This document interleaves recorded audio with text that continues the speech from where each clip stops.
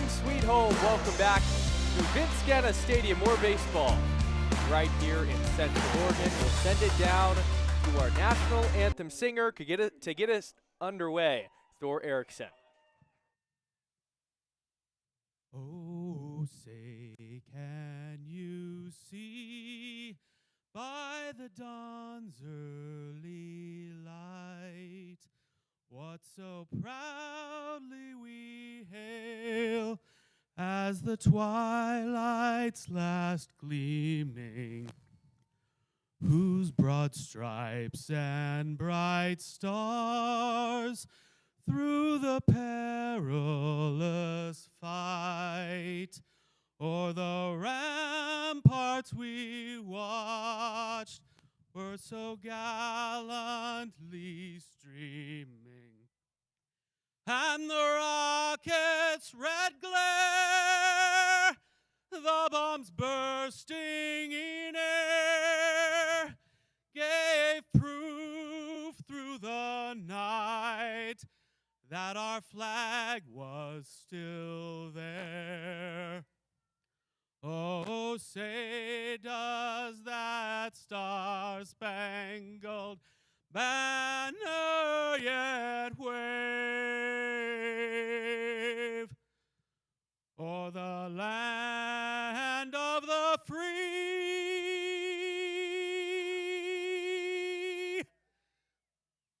and the home of the brave.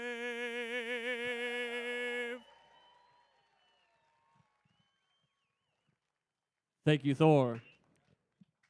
Throwing out tonight's first pitch, it's Corbin Cook Bostick, a frequent Bend Elks bat boy. Happy 11th birthday to this guy. Pretty cool way to celebrate, getting the opportunity to throw out the first pitch at the Bend Elks game.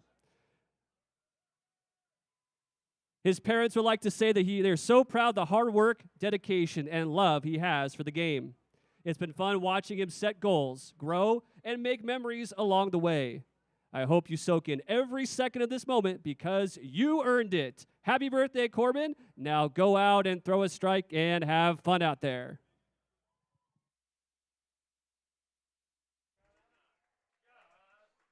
Welcome back inside the broadcast booth. So happy to have you with us on this Tuesday non-league action. Aiden O'Neill alongside Dom Husin tonight, normally our PA announcer, but Dom, happy to have you in the booth. How's it going? It's going great. Super excited to be here tonight. I mean, I've sat next to you for 2 years now and really looking forward to tonight. Want to thank Carson, obviously, our on-field promo guy, for taking over my job so I can be here. Just super pumped and glad to have me on. I'll let you know, Dom, it's not too much different. I think PA is maybe even harder than color commentary, so this will be like riding a bike. You're flattering me. I wouldn't say that. You're doing a fantastic job over here. Really excited for tonight. We have a new look lineup, too, and the starting pitcher tonight is Lalo Bizarro, who's actually a local here in Bend, friends with Johnny Kemp, pitched at Oregon Tech a long time ago, and now is an adult men's league starter that is just staying loose any way he can possibly get. When Johnny gave him the word that, hey, Lalo, you're going to get the chance to maybe start in this game, he was ultra excited, and he stands at 5'9", 180 pounds. He also pitched at Bakersfield Community College a bit. And I'm excited to see what Lalo has to offer tonight from the right side. These Elks were on the road for quite some time, an 8-game road trip where they went 2-6. So even if it's in the non-league, they're definitely happy to be back here at home. And I know for you, Dom, some time off from PA, but we're happy to be back and get things going again at Genna. You bet. Even a non-league game, it's super fun. Fans don't care whether or not it matters for the standings. The only thing that matters is it's beer night. $2 off draft domestic beers. Always a fun time at the ballpark. Always brings out a crowd here.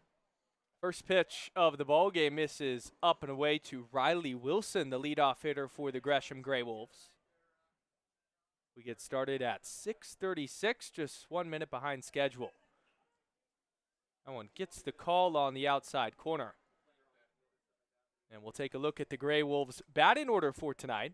Wilson, Shively, McQuinn, Harrington, Hawes, Nelson, Taylor, Reitman, and Van Kampen.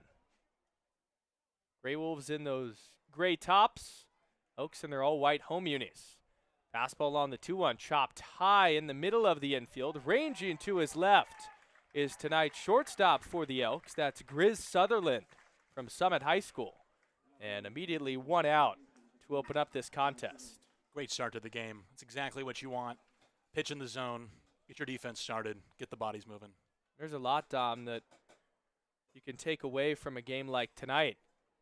Even with it being in the non-league, just looking to get back on track in all facets. This is Connor Shively who fouls one away.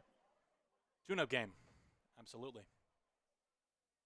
Right now, the West Coast League preparing for their All-Star game tomorrow night. The Elks have 2 selectees, Dimitri Sisitko and Troy Sanders.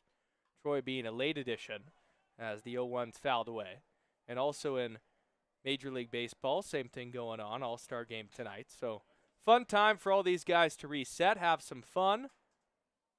And then in a case like this at Genna, an opportunity for some faces that aren't usually in the starting 9 to play often.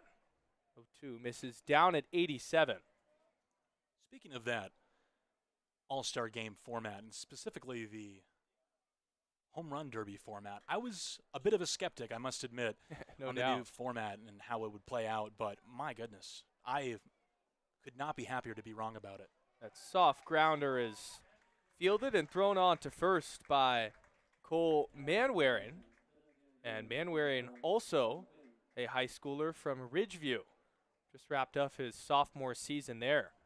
This middle of the infield, Dom, 2 young players, but showing some nice glove work early. Quick 2 gone. And the hitter is Tug McQuinn. Foul away the first pitch he sees. The first of 4 straight here at home.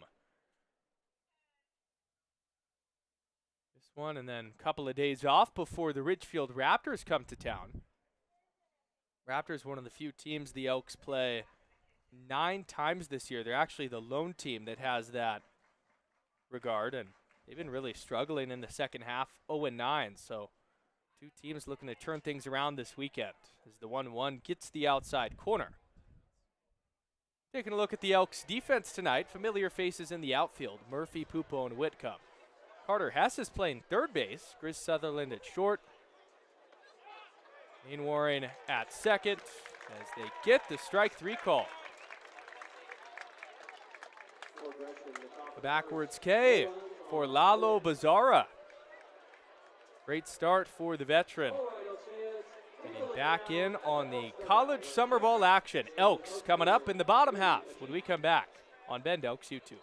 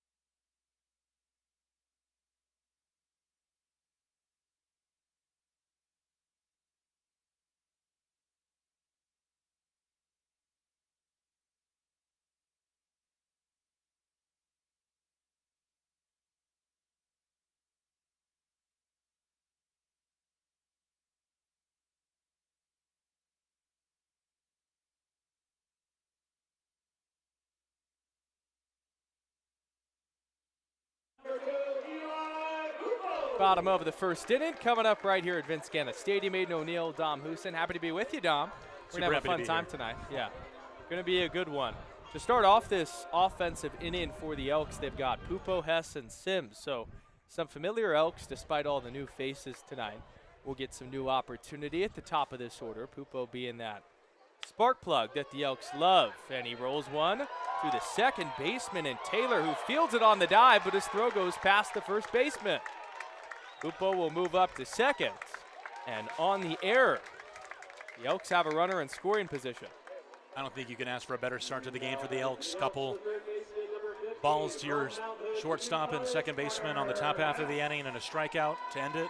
And all of a sudden, an error to lead off the bottom of the first. Good momentum. Hopefully they can take advantage of it. During that stretch on the road, the Elks were just looking for some sort of consistency. Just 2-6 away from home. They picked up a win in the doubleheader against Portland yesterday. Carter Hess takes high from Summit High School, now in Mount Hood Community College. That was grounded. Pupo was not running his hardest. If that throw was on the money, that would have been in time. Pupo tries to swipe third, swung on a miss, throw down there. Not in time. Excellent jump. He read tonight's starting pitcher like a book in Wade Bergdahl. And the catcher in Hawes, even with a bit of time, his throw late. Ball in play for Hess would give the Elks the lead. That fastball misses up, 2-1. Although Carter Hess has been on the Bend Elks, the last time he got consistent at-bats was a year ago with the Bend Bucks. So I'm sure he's happy to be back in the lineup.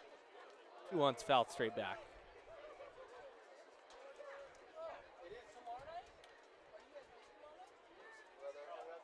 There was a game last year that I ended up calling for the Bend Bucks, and Carter Hess not only pitched, but he hit. The 1-2 misses up and in. And in that game, Dom, Carter had multiple home runs, and on the mound, he went, I believe, 6 innings and punched out 10. It was a ridiculous Shohei Ohtani-esque performance. It's so impressive. That's the beauty of summer ball here is you're not just a specialty. You're not just a specialist. You do everything. You really, really do. Base on balls that time to Hess. We were 1 pitch behind, so that's actually ball 4. Second free pass allowed. Brings up Deuce Sims. If you were Alan Cox in the situation, would you send the runner on first? I think you got to think about it. Hess, not known as a base stealer, but hey, they already tested Hawes once. Sims will take away. Maybe you send a message at that point. Put pressure on this Greywolves defense. This is cool. The Elks have these Wild West League games every season, but first time they've played the Greywolves in the last couple of years. Sims launches the 1-0 deep down the right field line. Nelson giving chase, and it goes foul. I mean, the launch angle on that was almost 48 degrees. He hit that to the moon. 100 off the bat, too. You're just a little bit ahead of it there, of course. If you're just a little bit behind it there, maybe that goes yard. Yeah, if that was in play, that would have been one of the more majestic home runs possible. Oh, there we go. Again, deep down the right field line, it's foul. Oh, Deuce. A hanging changeup, middle in.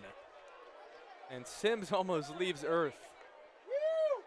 A nearly identical exit velocity and a distance of 372. My goodness. Speak of being just a tad bit early. If the pitch before was he was just a tad bit early on, then what was that? Goodness.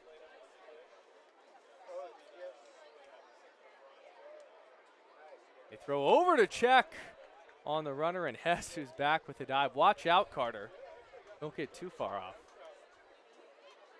Sims from Kentucky was a member of the Bend Bucks last year and now an Elk. Check his swing on a fastball. Appeal down to our base umpire tonight. Said he did not go. Do not have the names of tonight's umps, so we're going with umpire 1 and umpire 2. Ball in the outfield would bring it a run. Runners on the corners, nobody out. And Sims takes high.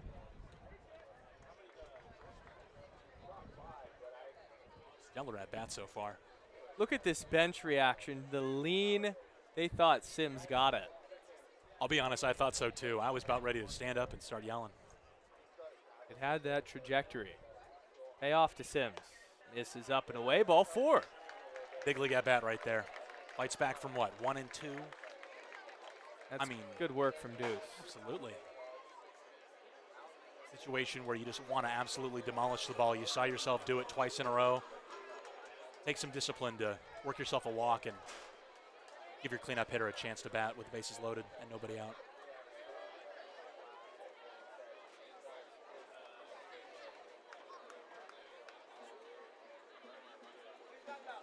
With that, time is now called. And we'll have a mound visit with the bases loaded and nobody out. This all started with the error from the second baseman in Davey Taylor. So very nice to be on the other side of a rally starting error, isn't it, Aiden? Been bit by that too many times, the Elks have. It's been a big story of this season, too, just trying to play a clean game of baseball.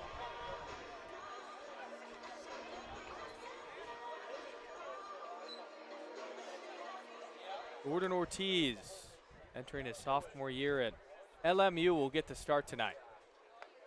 Working home is Bergdahl, and the fastball misses up and away. Ortiz has been great, though, for these Elks. Average well over 300. 1-0 called a strike on the outside corner. Of course, these stats not counting towards league play, but an 844 OPS for Ortiz. And coming off a year where he couldn't get things going as a Lion in SoCal. Big swing and a miss, 1-2. Also, Dom, Ortiz responsible for one of the better moments of the year so far, that walk-off in the final game against Walla Walla. That was a good one. We'll need a couple more moments like this in these next few league games if we want to make a chance for the playoffs, but wow, that gets the call. Was a bit off the plate. Ortiz gets the bat taken out of his hands. 85 down and away. Good strikeout from Bergdahl with them loaded.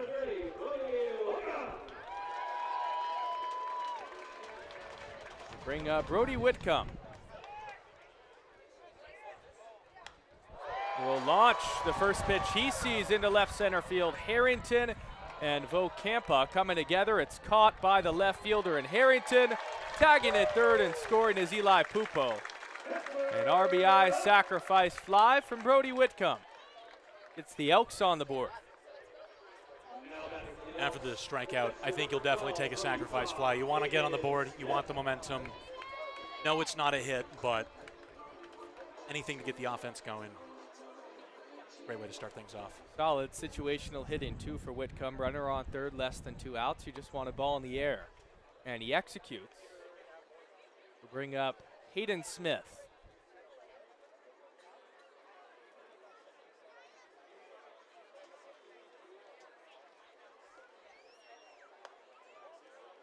Fastball misses just a bit up. It's been a warm one today in Bend. At one moment, it was almost 90 degrees, and that's what they have us at right now for temperature, 92.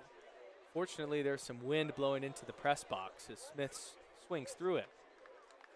But Dom, while we were on the road in Canada, I heard it was pretty hot here too. Ridiculous, man. I am not built for the heat, that's for sure. And lower 90s is, you know, I'm at this point, I'm just melting into the pavement.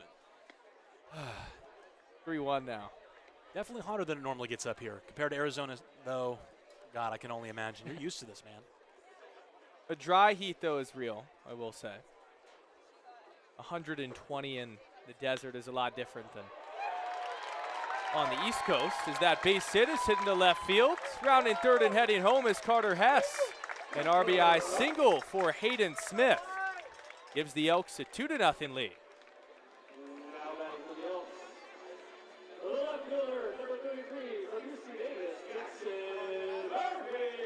often do you get through the first 6 batters, score 2 runs, record 2 outs, and that's your first hit? Very interesting start to the game so far. Obviously errors and walks, but it's nice to see a 1 in that hit column. That's a phenomenal point as Murphy sprays the first one he sees foul. Yeah, game started with an error on the ground ball by Eli Pupo. Then Carter Hess and Deuce Sims both walked. Ortiz struck out, a fly out by Whitcomb after him, and then the RBI single. Murphy on the 0-1. Will take down and in tight. It goes by the catcher and Haas. And both runners will move up.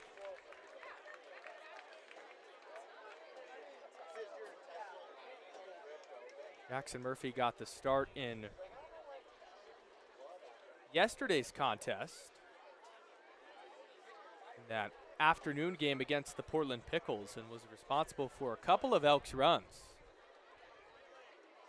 His at-bats have improved a ton over the last couple of weeks as he'll take the 1-1 down. Veteran outfielder from UC Davis.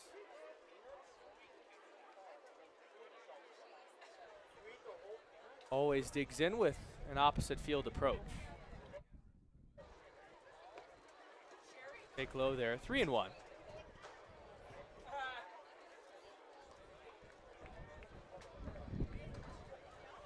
Even with the heat though today in Bend, a great crowd on hand for some Tuesday night baseball. S walks, or make that Murphy.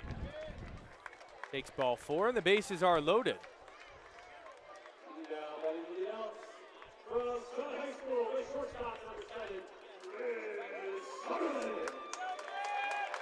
Gives Grizz Sutherland a chance to hit. Grizz from Summit High School, a phenomenal defensive infielder, getting the start today. Marking home is Bergdahl, who misses away. Has he any opportunity to hit on the road, Aiden? I haven't announced his name once at the PA spot. No. Grizz is a guy that's been getting a lot of work in here at Genna and a part of the collection of high schoolers that are able to work in with the college guys. That 1-0 is called the strike. And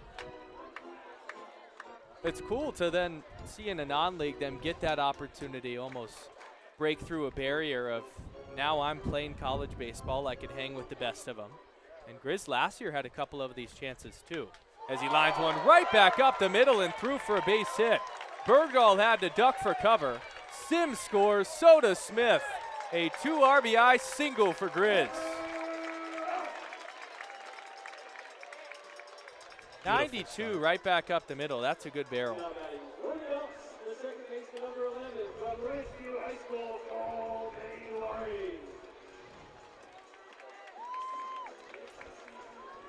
As much as this may be a tune-up game for the regular Elks starters, it's so great to see the high school guys, the guys that maybe play on the Bend Bucks day to day. It's great to see them get their moment in the sun. And shoot, it doesn't count for the standings, but it really does count for them. Moments like this are something you're going to remember for years to come, and especially if you make it into the bigs someday. Like some of our players drafted tonight, actually, or maybe it was yesterday. It's definitely just a over moment. the weekend. Waring fouls that away. Yeah, we've had the pleasure of seeing a lot of those Elks come through. I mean, great relationships last year with Augie Lopez, Diego Castellanos, and they both hear their names called. 1-1 is tapped right back to Bergdahl. Stealing on the pitch was Sutherland, but he'll flip on to first, and that will end the frame. The Elks send all 9 batters to the plate. They bring in 4 on 2 hits. We'll go to the second, all Elks after 1.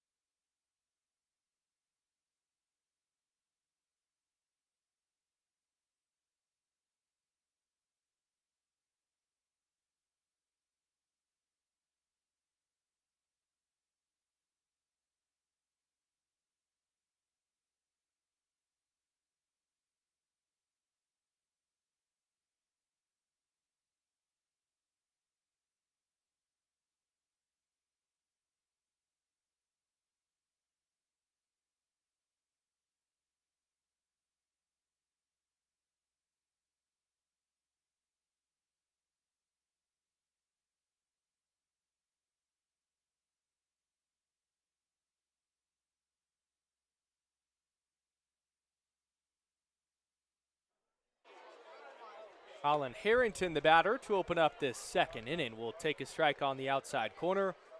All Elks in this non-league tune-up after just 1 inning, 4 runs in. Harrington, Hawes, and Nelson up this frame for the Greywolves as that misses up and away. Dom, you're the good luck charm so far. How about that offensively? Loving it so far. Patient at bats, some big cuts. Almost had one go yard in the first inning. I'm not sure about the last time that's happened here at home, but we'll take it, absolutely. Yes, some errors from the Greywolves, but that's what baseball is all about, taking advantage when you see fit and taking what the defense gives you. 2-2 from Bizarra. He got him swinging on that breaking ball. Make that Barraza, excuse me, on that last name. Great start from him so far, though. 2 Ks, 2 groundouts, best you can ask for. This is cool. Lalo Barraza now lives in Bend and works for the city. But tonight a different role. Bend Elks starting pitcher as that fastball is grounded. Back up the middle, diving is Sutherland. But it gets by him into center field for a base hit. That's the first hit of the night for the Greywolves. Here comes the first real test for the defense. Yes, they were able to make some nice plays up the middle in the first, but we'll see what they can do with the runner on base. Now some pressure for tonight's starting pitcher. Barraza will take a step back just beyond the mound and readjust his contacts maybe, I'm not sure. Wear number 21, which did belong to Ryan McDougal over the past so many weeks, and McDougal, his summer is done. A lot of these Elks, as we enter the latter stages of July, are going to end up heading home, and it's going to be a new look roster just like we always see in summer ball for the final stages. What I'm very interested about is this weekend series that we have upcoming against Ridgefield. Such a phenomenal start to the year for them, the Raptors. And the Elks, in fact, taking 2 of 3 for them here at home was a stunner. You and I were shocked. Very impressed by the team. But they're 0-9 in the second half of the season so far, Ridgefield? Yeah. I'm very interested to see because I think they were very frustrated losing 2 or 3 here at Vince Genna earlier in the season. Are we going to see some fire from them when they come back over? Or are we going to see a completely different team with, as you said, a lot of players leaving for the summer for both the Elks and the Raptors? Throw back to first, back with the dive is Carter Hawes. Taking a look at the West Coast League stand-ins. The Raptors obviously have the first half locked up, so they're their auto 1 seed in the playoffs because they won that first half. As Barraza's curveball is swung on and missed by the right-handed bat, Vance Nelson. They're in. Walla Walla's had a great second half. The Pickles have started to turn things around, but that 2 through 4 range with those open playoff spots, it's going to get murky to see who ultimately makes it.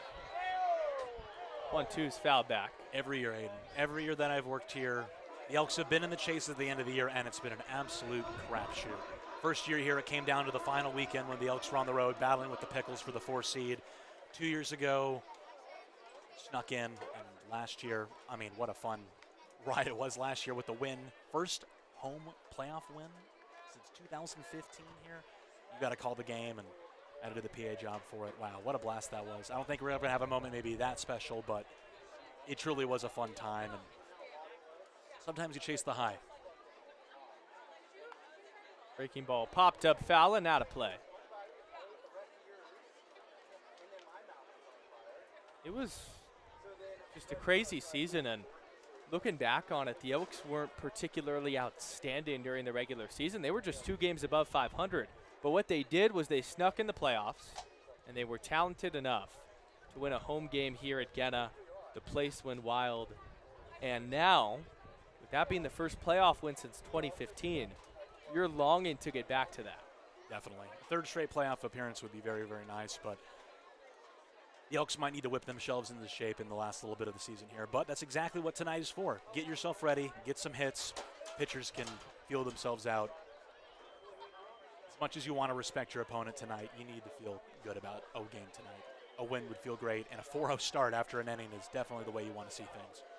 Got to go on a run, and a generational one. Got him swinging there. How about Lalo Bizarra? Just coming out and pumping strikes. His 3rd K already in the 2nd inning.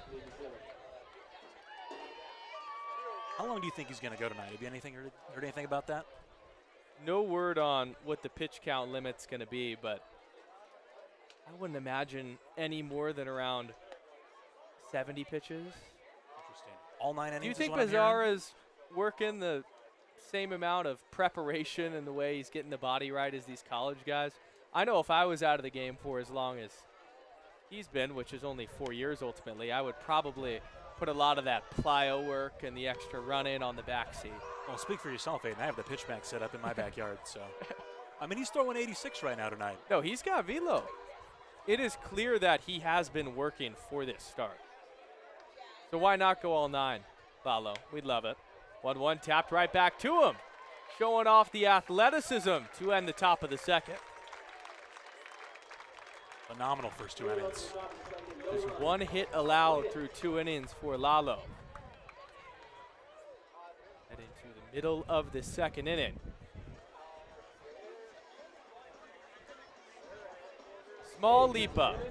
Found it in the back of the web, and then a flip on to do Sims. One more look at it on this glorious Tuesday night. Pitchers are athletes too, Dom. That's been the motivation and the sentiment for the last couple of years. Lalo showing off. Very impressed by him so far. Hopefully he doesn't throw himself out in the first 2, but the way he's been doing it, doesn't look like he's dropped anything at all, and he's had the defense behind him. Impressive start so far. I'm very curious to see, as you said, maybe around 70 pitches. I think he could do a few more, let our guys rest up a little bit, maybe go into the All-Star break, but, Earlier in that inning, Dom, we talked about how over the last couple of years, a lot of great Elks have come through this program and ultimately heard their name called over the weekend. This list, and it's not that long and mighty, but I mean, it's still a great collection of players that are ultimately going to the show. Mason Edwards, the 47th overall pick, was here a couple of years ago. He was arguably the best pitcher in college baseball for the USC Trojans, led the nation in strikeouts. Ethan Lay, Maddox Maloney, Augie Lopez, we got to know super well, and his power stroke made him the best hitter at USC in 2026. Luke Allwood with Seattle U, and then Diego Castellanos, who was sidelined with a hand injury for a lot of last year. It's so cool to see these guys. In summer ball, you're thinking about the dream, you see it, it's close, but then ultimately making it come to fruition. I don't think there's any better feeling in life than seeing your hard work pay off. All 5 of those guys clearly have put in the effort. They've put in the time. It's so refreshing to see people that you've been around truly make it to the next level. I'm so happy for these guys. I'm sure that a lot of them will have long, prosperous careers, especially that one name at the top. I think the A's got themselves a steal in the 47th spot. I love it, Dom. You're an A's fan. How'd you feel about that pick when it first happened? Knowing Mason, I mean, you were doing the PA when Mason was here. That's got to be pretty crazy. I'm a little bit shocked that he fell that far. I was expecting someone with maybe a little bit of more pitching needs than the A's. I mean, well, obviously the A's need a lot of pitching help, clearly, going into this second half of the season, firing their pitching coach. I'm stunned and very happy that they got him. I'm a little bit shocked that the Angels didn't take him. I mean, they're known for loading up on pitching talent over the last couple of years in the draft. I mean, what was it, 2024, 2023, where they took only pitchers in the entire draft? I mean, has that ever happened? I'm a bit stunned that the Angels, maybe some other teams that were in need of some depth, maybe some top-end any needers didn't take him, but I'm very happy that he's going to Sacramento and then eventually Las Vegas. We'll see. Eli Pupo, who taps the 2-0 foul. Top of the order for the Elks in the bottom of the second. On top 4-0. Pupo reached on an error to open up this game by the Greywolves second baseman Taylor. Pupo, a spark plug from Redmond, Oregon. Hometown kid. Fans have started to know and love, and this has been a crowded outfield room, Dom. I talk about it on every broadcast almost. Getting these additional reps to prove to Coach Alan Cox that I belong in this everyday lineup goes a long way. Pupo will take a walk. Definitely. That's been an interesting thing with the Elks this year, having a massive roster. It's definitely difficult to stand out, but I think Alan's done a great job of letting the cream of the crop rise to the top. And it's been sometimes a difficult year in terms of fielding for the Elks, but I think the coaching staff has done a good job about putting the right guys in the right spots making this team successful. Carter Hess digs in from the right side and will foul the first pitch back to the bricks. Pupo was stealing on the pitch and will have to go back to first. Wonder if that's a miscommunication there.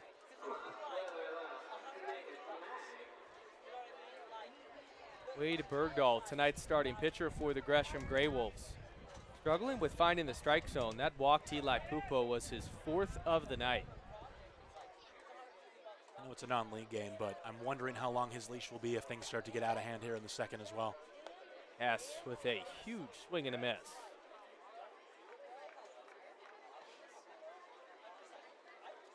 Carter's been a guy the Elks have been able to go to eat innings on the mound, but in the box, it's been an anomaly to see him in there.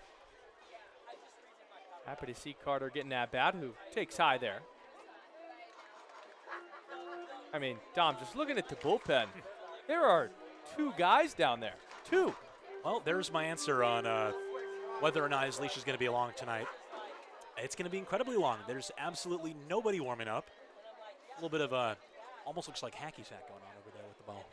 Well, I'll tell you, generally for teams like the Gresham Greywolves, as Hess fouls it back, the position players in the field will also be getting innings tonight. Think of it as like Little League Baseball, Pony Baseball, where even your shortstop also does some pitching. So I know there's only 2 relief pitchers in the pen, but I would guess one of these dudes out of the 8 in the field will end up throwing at some point tonight. Who would you put your money on tonight coming in to pitch a few innings? Hess drives one to center field, though Campen will make the catch. I think a safe bet. I always like going with the shortstop. So let's say Riley Wilson throws an inning tonight, because he's got the strongest arm. I guess that makes sense. A shortstop, you know, they've always say if you can play a below-average shortstop, you can play an above-average anywhere else. Maybe that's the same for a pitcher, too. Yeah. Coach's kid, you can be number 1. One Loves out, they picking throw off. back to Pupo, who's back with the dive. Pupo is an avid base stealer for these Elks, but see if he ends up deciding to take off here.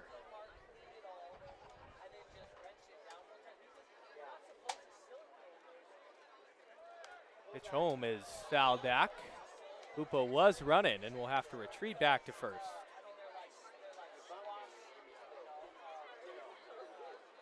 Pupo's second on the team in stolen bases with 9.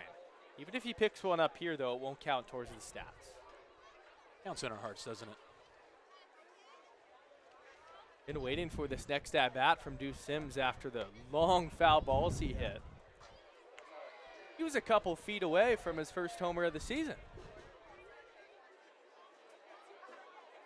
You mentioned in that bat the discipline it took to walk after such strong contact. I'm not sure a lot of players have it into them to do that. I'm very curious to see how his at-bat will go against the same pitcher where you're very confident you can hit against clearly now. And I'm wondering if he gets another walk. That's what I would think would be happening is Deuce sitting on it. I think he's got the maturity to help his team in this situation. Takes down and away, 2-1. Sims as likable as a figure as there is in that Elks clubhouse. Soft-spoken, goes about his business, and we're excited to see him in this starting 9. Take a changeup that gets the outside corner. Sims is excited going to Midway next year where he's committed because a lot closer to home in Kentucky. And I'm sure Bend, very different from where Sims has grown up his whole life. Fastball misses low. One could imagine. Maybe a little bit more mountainy here. Who knows? I'm not exactly an expert on a great state, Kentucky. Payoff to Deuce. Ball 4. There you go. Excellent start to the game from him. Second time that Deuce Sims has walked. That's the 5th base on balls from Wade Bergdahl. Brings up J.O. with a couple of ducks on the pond.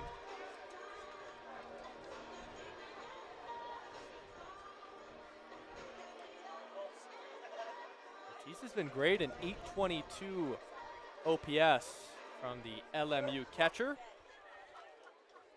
Tonight, though, just doing the DHing, dealing with some upper body tightness. So they've primarily used him at DH over the past couple of weeks.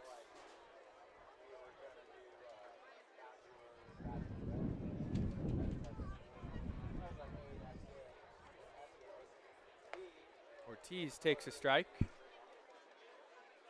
probably a little bit of a strain on a mentality for a player, is being the designated hitter for a team. It definitely probably takes a unique player to do that, to not be in the field, to watch your teammates play while you sit and wait for your at-bats. Ortiz skies that one deep to left field, but it's in the park.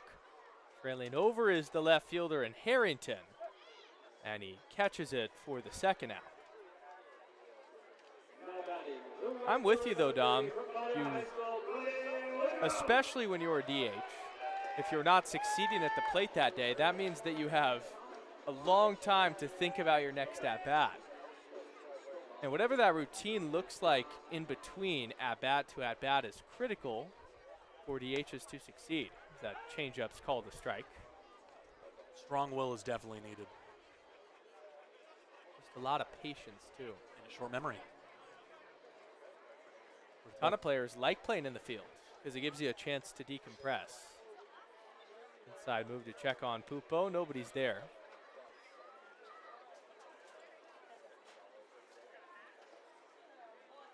This is Brody Whitcomb, who with a sac fly in his first at bat, he'll yank that one foul.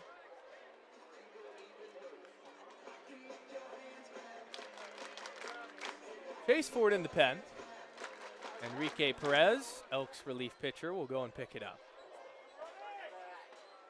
Chatting to somebody beyond the shed. I'm not sure who's hiding out. Whitcomb with a hearty hack and fouls it away. Do we know if Noble's suspension's over? Maybe he's hiding back there. Unless I'm uninformed, I believe he's able to go. But I'm perplexed as to what they're doing back there. 2-2 now. Speaking of Noble Ortega, what a awesome story for the Elks this year. Speaking of do-it-all guys in Summer League, him pitching, him in the field, he's been a super fun watch. I think he might be my favorite player on the Elks this season. Wow, that changeup was well off the plate. Whitcomb gets the bat taken out of his hands, and that'll end the inning. To get one more look, I mean, there's nothing Whitcomb can do if that's a strike. Unfortunate, but ultimately the call. To the third inning, it's 4-0 Elks on the Bend Elks YouTube page.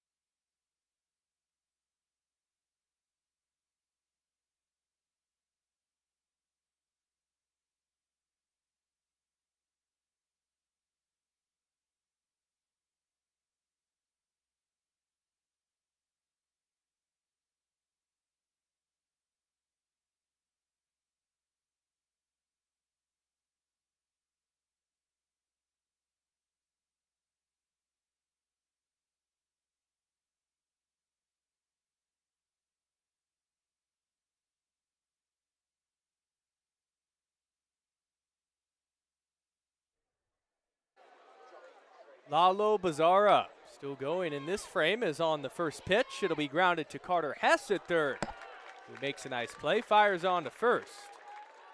One out. Carter Hess, this is our first look at him over there at third base. We've only known him as a pitcher and a hitter. Not the most comfortable field and throw, but it was done, and that's all that matters. Isn't that what we would call a stat book throw? Yeah. Only thing that shows up is whether or not you got the out, and you did. It's all that matters. Is Rousseau Reitman. Lalo Bazzara has been quite efficient, just 32 pitches in the top of this third inning. Fire in a breaking ball that's called a strike on the outside corner. I mean, look at this. These are the numbers from a college arm that's been doing this consistently. I'm impressed. No rust at all. In these non-leagues last year, Dom, the coaches played in a lot of them. Jeff Brown, Wes Harper. Jeff, who now is the pitching coach of the Fresno Grizzlies, single A affiliate for the Rockies. He was the most impressive. Now, he was a single A pitcher for the Dodgers, so it makes sense, but he still got it. He pitched 8 innings of shutout baseball, I want to say, and his fastball was hovering around 90 all night. It's impressive to keep yourself in that good a shape despite being a coach. Yes, you are out and about at the park every day, but you're not the same age as these guys. These guys are in their late teens, early 20s, and you're what? How old was he at that point, in his late 20s? Oh, no, Jeff was... Oh, Jeff, excuse me. Yeah.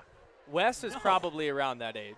That's even more impressive. grounded softly to man Warren in second, and his throw to first is in time.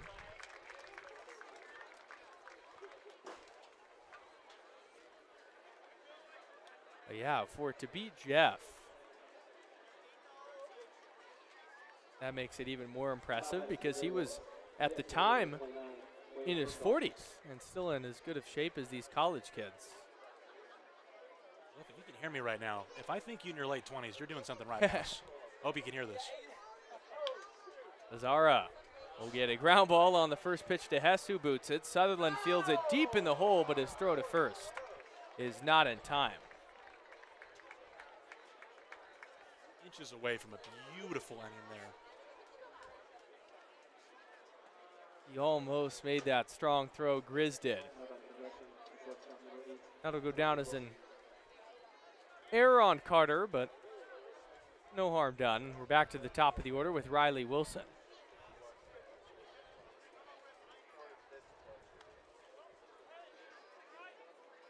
Wilson will take outside on the ball.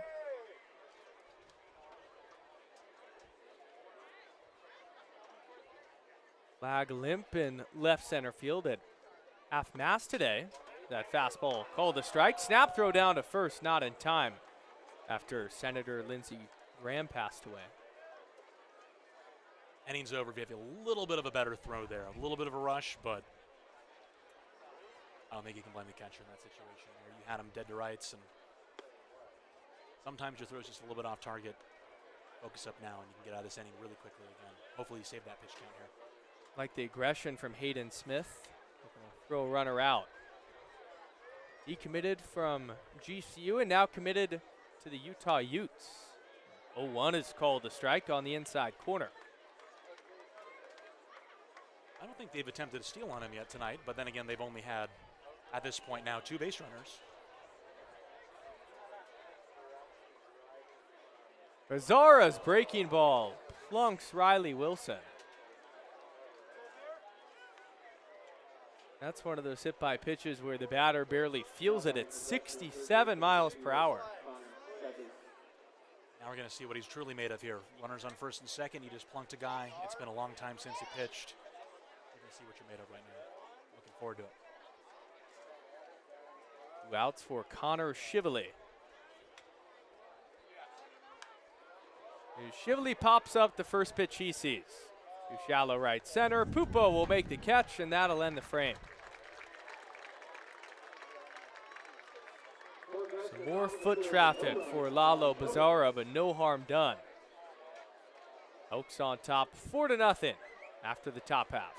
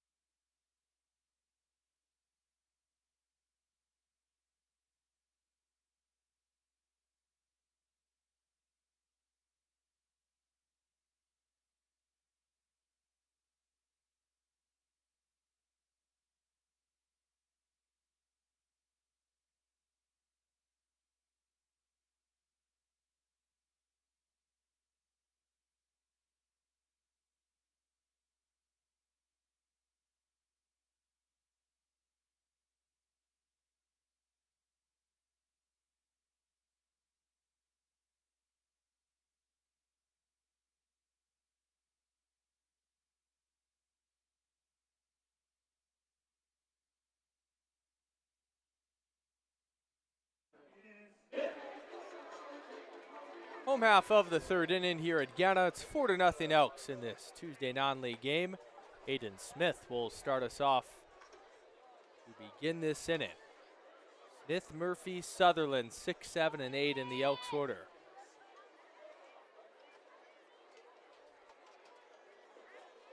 Smith had himself an RBI single in the first. Ball batted through the left side of the infield. One of just 2 hits for Ben tonight. Grounded to the shortstop in Wilson. 1 out.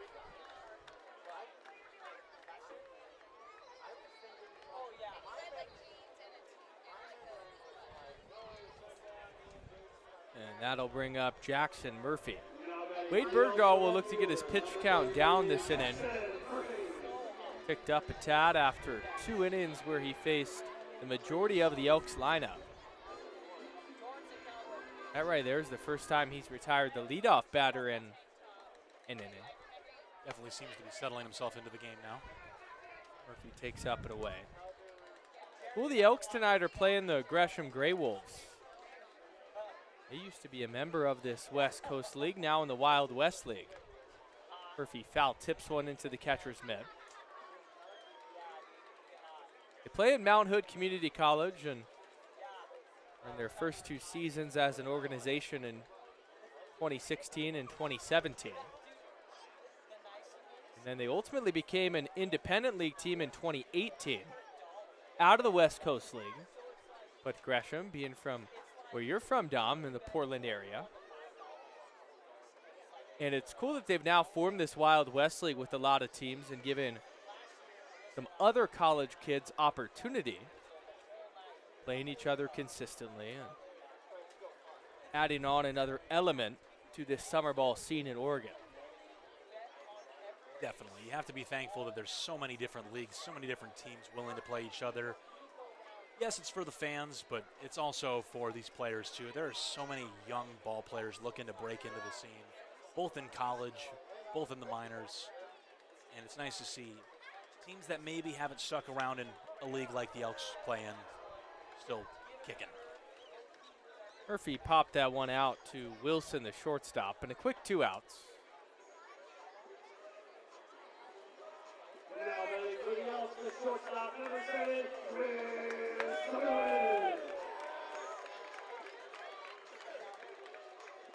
think I want to give a huge shout out to our lovely on-field promo guy, Carson Hickox, taking over my job as the PA guy tonight.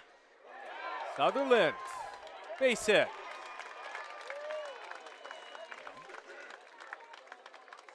Grizz is seeing the ball well. Now batting the second baseman, number 11, Cole Mainwaring. You hear his voice right there. He does a phenomenal job. He's been here, this is his 2nd year with the team now, and it just absolute gem of a guy. I have no idea how he did it without him. He just brings so much life to the ball games here on the field, bringing the crowd to life. He's really grown into the role. It feels weird to not have him on the field tonight, but I'm sure Tressa will do a great job. Oh, man. Ooh, goodness.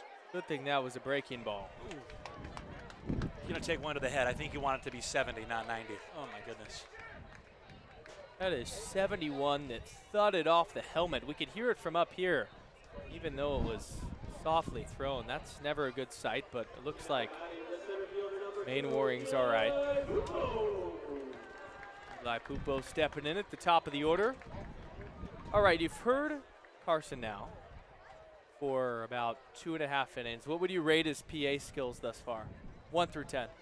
Concerning, and not the way that you think I'm talking about. I think he's going to like it a little bit too much that I think I might be out of a job after tonight's game. Oh, boy. I think my LinkedIn resume needs some updating here, Aiden. I think I might be out of a job after tonight. He's been doing great. I'm loving it. 0-1 misses low. It kicks away far enough.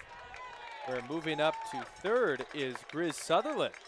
And the runners are on the corners now for the Elks.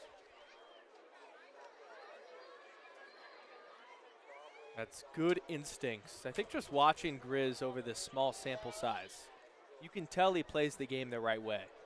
Defense, reading balls in the dirt, And then taking an extra base. That one's dunked into shallow center. The dive, it gets down. Sutherland will score. Up to third is Maine Warren, and Pupo's up to second. Heck of a 2-out rally for the Elks. 3 straight batters reach base. Very, very, very opposite to the first 2 innings, where the beginning of your inning powers it.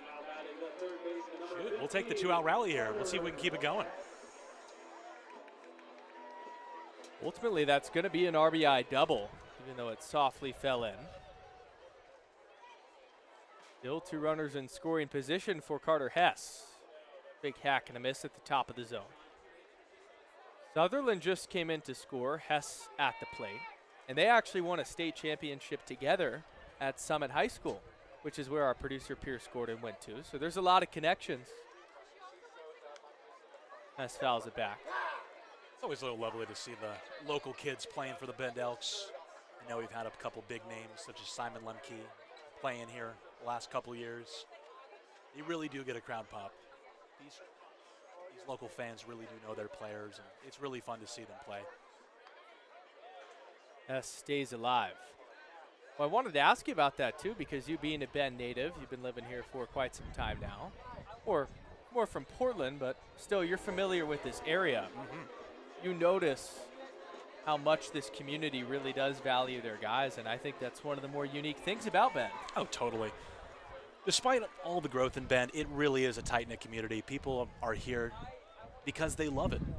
It's a beautiful area. It's a beautiful group of people, and can't help but appreciate it. Can't help see the love for this team. I mean, shoot. I think over this year, I think we've had a larger crowd than the last couple of years, and I think the word has gotten out about how fun this team can be. Special group. Hess strikes out that time, but the Elks do add on another on the bloop double from Eli Pupo. It's 5-0 Bend to the 4th on Bend Elks YouTube.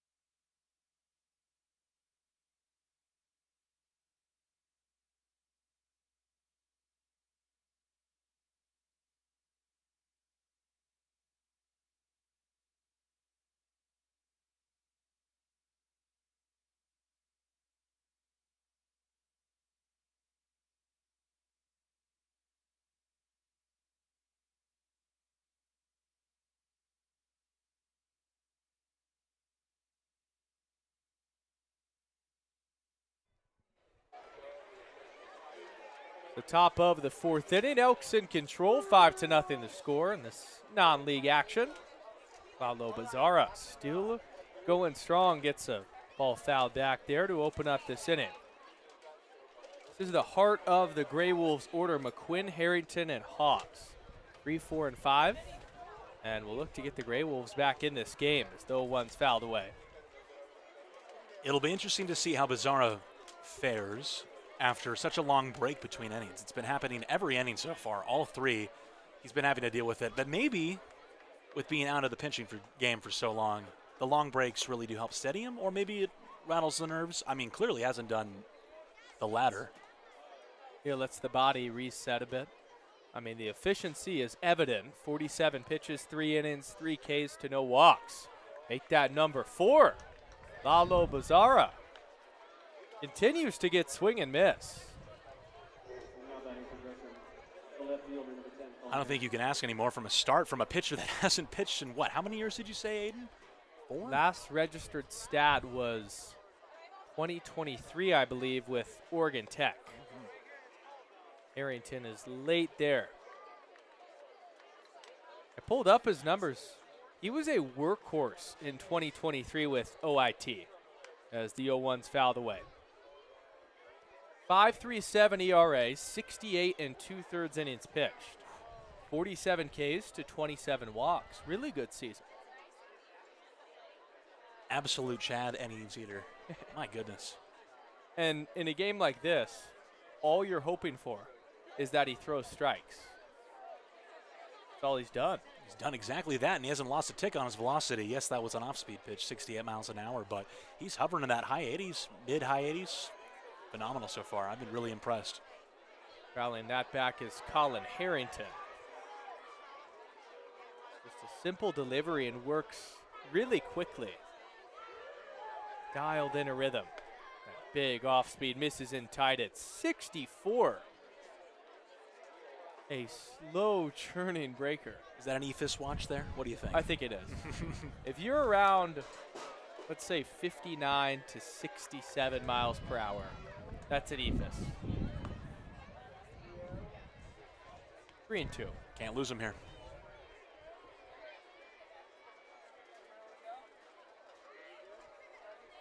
Slight breeze from left to right. Defense playing Harrington straight up. And shouldn't have said a word. Bizarra walks him. That's on me. See, now he's pounding the zone. The good old announcer jinx, and it's a base on balls. It happens every time. Now, there is a strategy with it, though. You got to work it in so the Elks, in this case, would benefit from the announcer jinx. Say the other pitcher, Dom, is working a no-hitter. I will say he's working a no-hitter 10 times over, because that's just how it goes. Reverse psychology, it works every time, man. They can definitely hear us. They definitely know what's going on up here. What's the difference look like for you on that PA side versus this side with the sun? Do you think it's worse here? 'Cause we are getting beamed right now. That's a great question, Aiden. It's definitely worse over here. It's as much fun as I'm having over here with you tonight. I might be missing my own seat over there. I think Carson's getting a little bit of an upgrade over here. He gets to relax over here tonight. He's keeping it warm. Big wind gust coming into the press box as the fastball is fouled away.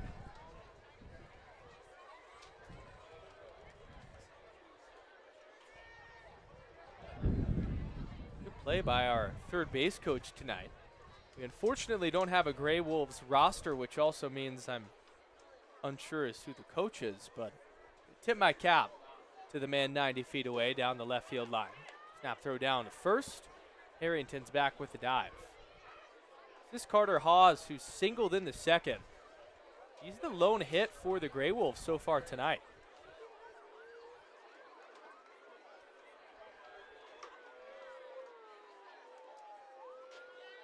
Look to add on to things here. Bizarra fires in the 2-1. That's skied to shallow center. Eli Pupo easily underneath it. 2 outs. Exactly what you needed. Just as good as a K. As you said, the only guy with a hit so far for Gresham tonight. Pop him out. We'll take it. 2 outs. With 2 away, that brings up Vance Nelson. Be understandable for these Elks to be a little sluggish coming into the game tonight, but a lot of the guys that were on that long road trip in Canada not playing in this game. I always think about it. These college guys, generally, you're playing at most 4 games every week, and that midweek essentially means nothing as the 0-1 breaking ball goes to the backstop. Harrington able to move up to second. So you go from that, 3 important games a week, to 6 a week. Your bodies need a significant amount of rest. And these 3 days off, counting today with the All-Star break, could do wonders for the Elks as a whole. Boy, do I hope you're right. We need a little bit of a swing at the end of the year, and some fresh bodies will definitely help that. Yes, every team will get it, but it's a refresher that the Elks probably need. Although I'm very excited to see our 2 boys heading up to Victoria, is it this year? Because it's been Bellingham the previous 2 years, correct? Yeah, and the North has taken over that All-Star game the last couple of seasons. I hope Bend at some point gets one here. I think that'd be pretty cool. But both Sanders and Sasidko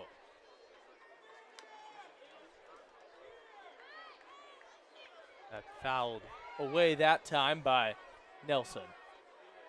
Nelson struck out in the second. 2-2 with 2 outs. The runner on second and Colin Harrington in this 5-0 game. Lalo Bazara's pitch count has ticked up in this inning. This will be pitch number 64, but still in a decent spot.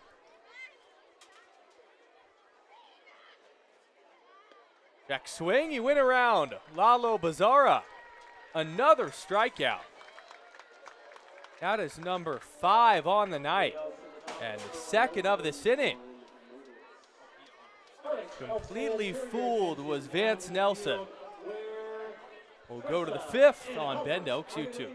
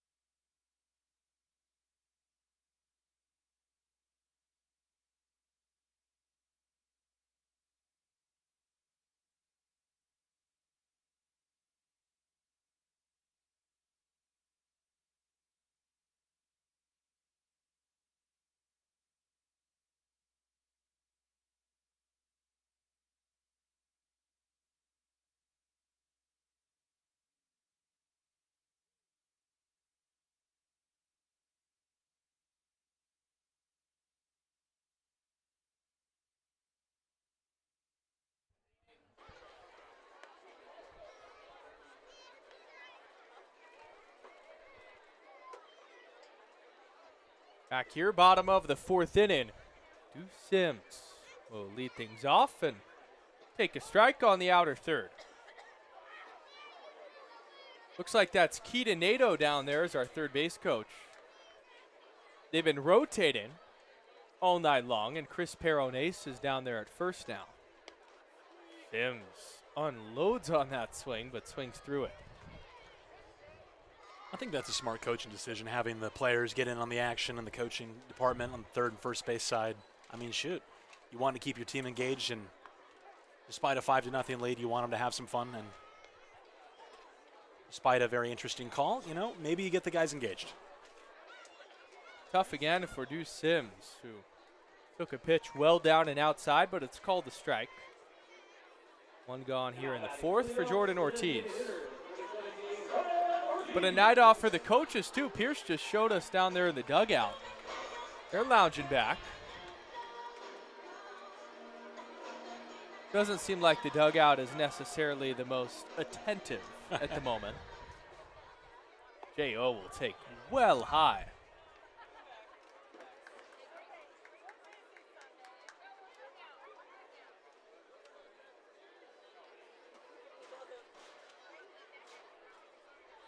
I believe this pitcher now is the man who was in right field, Vance Nelson. So there you go with that position player on the bump. I mentioned how shortstop has the strong arm. So does a right fielder. Touche. And that's becoming the new star position in Major League Baseball. If you're a right fielder, a lot of the time you're the best player on the field. Truly, you're right. I mean, think about it. You got Juan Soto, Aaron Judge. Maybe not this year, but in the past, Fernando Tatis Jr., Platinum Glove winner. Absolute studs out there in right. Ronald Acuna Jr. to name another. Oh, yeah. Ortiz is 0 for 2. We'll tap that one right back to the pitcher in Nelson. 2 outs.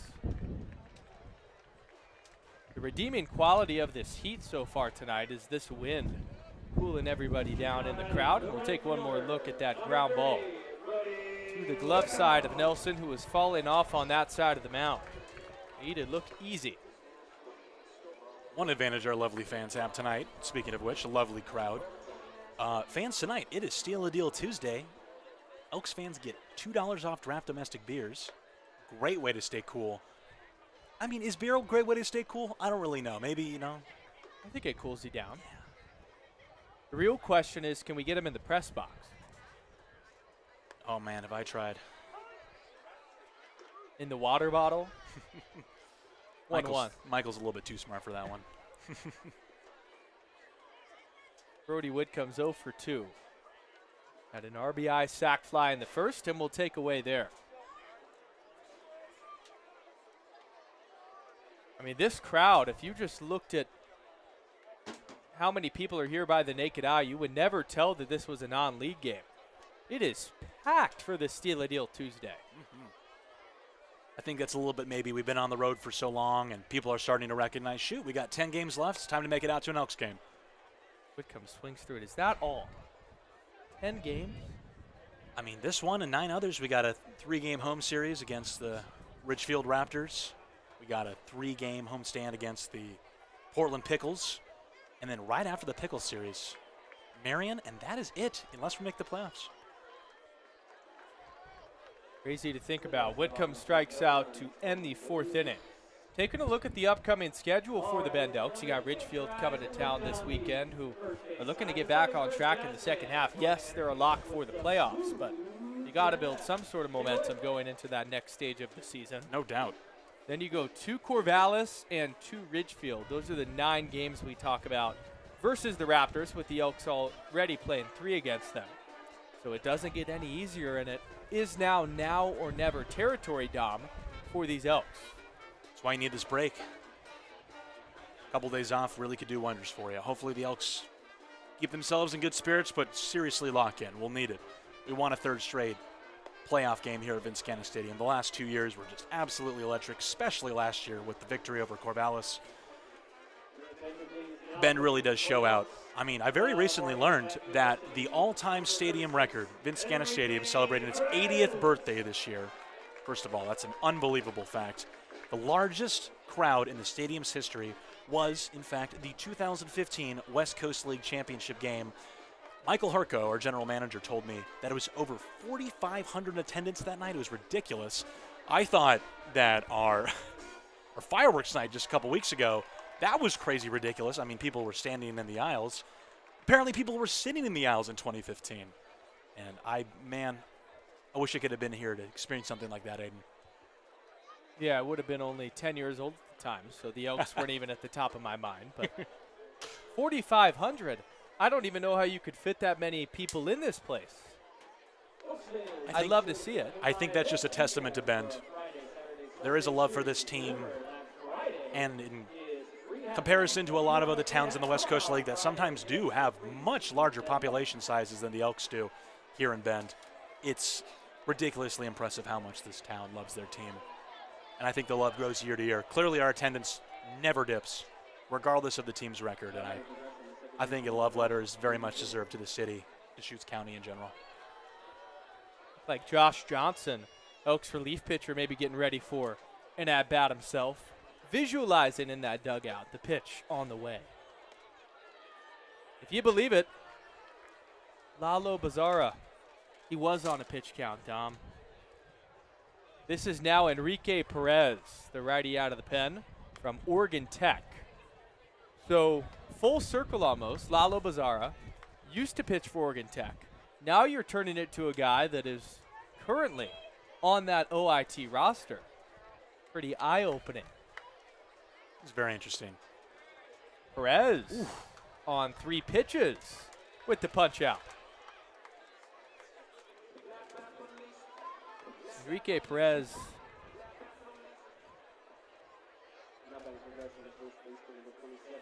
starting off this out in strong and looking to build off of it. Tall frame from the right side. Fastball gets the outside quarter for a strike. He punched out Davey Taylor and will now face Rousseau Reitman.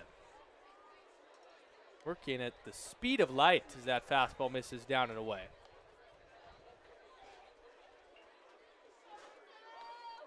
Although Oregon Tech as a staff didn't have the greatest season, some of the arms that have come through here for the Elks have been good.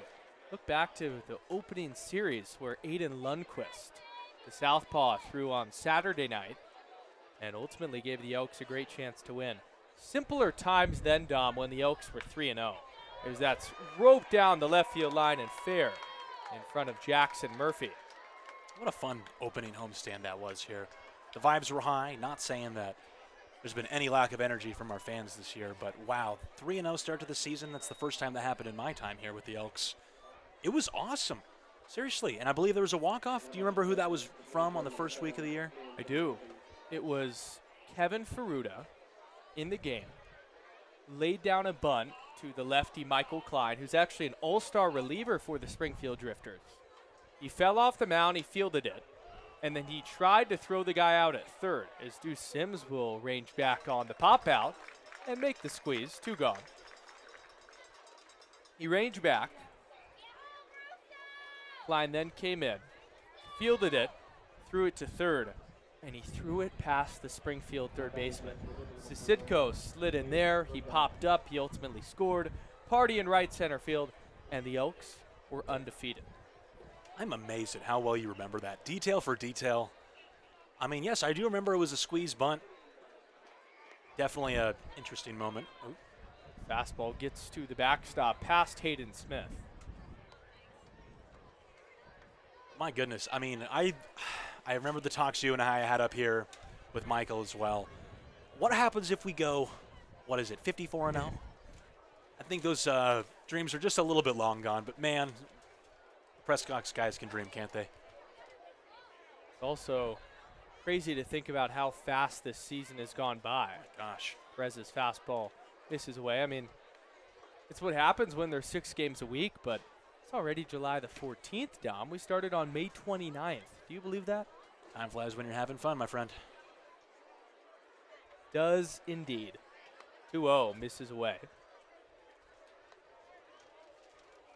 Enrique Perez looking to get back into the strike zone. I believe this is a new hitter, very number 29, but we do not have a roster for these Greywolves. Perez's fastball called the strike on the outside corner. Not having a roster definitely presents a unique challenge. Aiden, I'm assuming that's happened multiple times up here in the press box this year. How on earth have you handled that?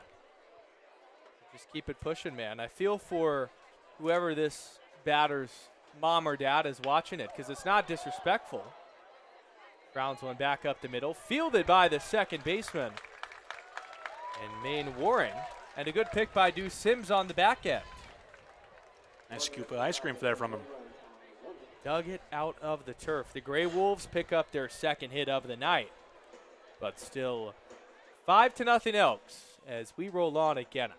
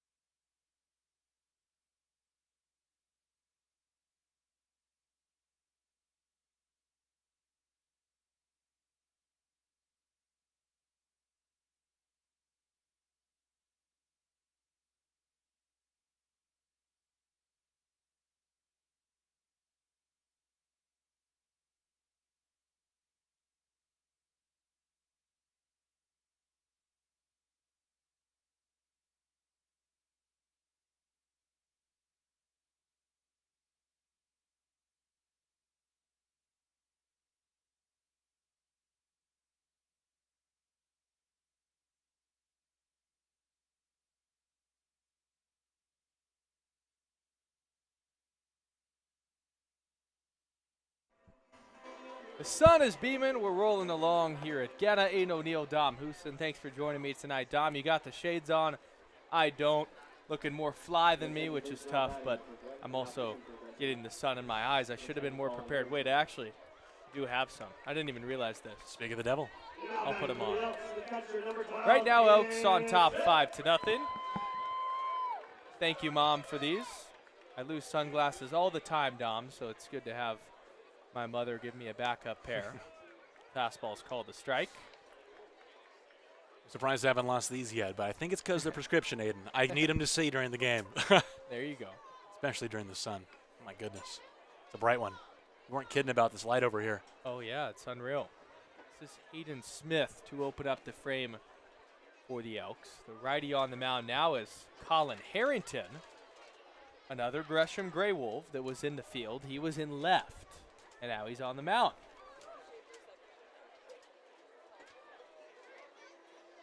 Hayden Smith's at-bats looking much improved today. Oh, man, what a catch. Flashing the leather over there at the 4 position. My goodness. That's the second baseman in Taylor, leaping up high in the air and squeezing that thing. Davey Taylor. That was impressive. Yes, that's exactly what Gresham needs to do the rest of the game and keep themselves in it here. You can't let leadoff hits happen. Fastball to Jackson Murphy misses down.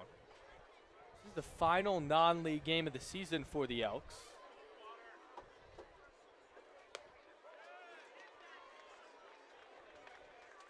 So a good chance to tune up. I mean, these are a little too John Lennon 70s Beatles-esque for me to wear them every day. But I'll wear them for now as Taylor catches another one. My goodness, he's on fire. I personally love the glasses, Aiden. I don't know what anyone else is talking about. That's awesome. Another liner at 90 off the bat.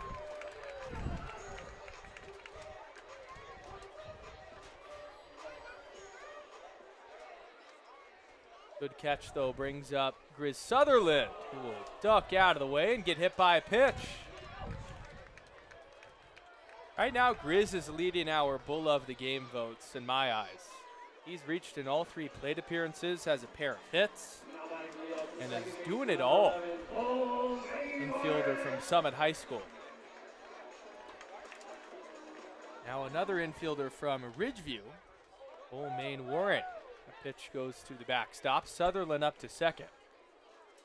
Jeez, just like that, it went from an excellent inning for Gresham's starting pitcher to a possible disastrous one, giving up another run. Hit a batter, wild pitch. All of a sudden, a runner's in scoring position, and the Elks can capitalize. Main Warren so far tonight, 0 for 1. Was hit by a pitch in his last at-bat. That was the one that went off his helmet. So we're happy that he's okay. At least it would bring in Grizz. Fastball misses down and away. I'll tell you one thing, though. He is not backed off at all on the plate. He is right up in the edge of the batter's box. You'd think after being hit in the head, yes, it was a very slow pitch that hit you, but being hit anywhere in the neck and above would make you want to back off the plate, but he has done none of that.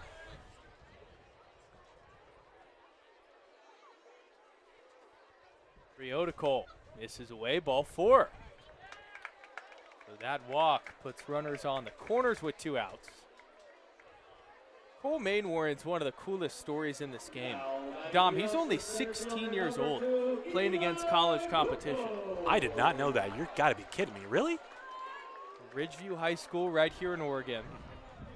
Just finished up his season. And looks comfortable. If you just watch him by the naked eye, you're not thinking, this is a high schooler. Had me fooled. Throw back to check on him, right on cue, and he's back with a dive. If you were him in this situation, what are you doing over that first? Yes, you just got picked off. Yes, there are 2 outs. Yeah, I think so too. Stay put here, and Pupo fouls it back. It's a good situation to steal because if you get thrown out at second, then Pupo is leading off to start the next inning. And Chris Peronace Elks relief pitcher giving him some great advice at first. A not too big of a lead. Dive back safely. He's got the coach stance too, Chris, with the arms crossed. Not satisfied, Dom, with this 5-0 lead. Is it weird to call a player coaching first base veteran leadership? He's a vet. Chris looking for his next school, last couple of years at Glendale Community College. Fouls that back.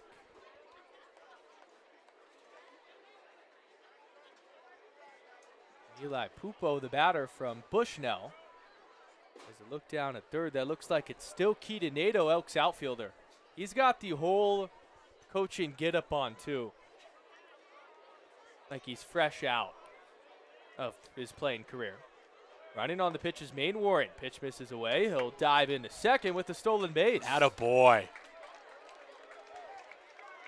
And that gives Eli Pupo a 2 RBI opportunity with the base hit. Shoot the young guns.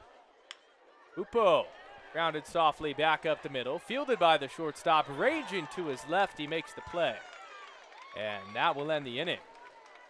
A solid defensive effort from Wilson out there at short. Brings us to the 6th with the Elks still on top by 5.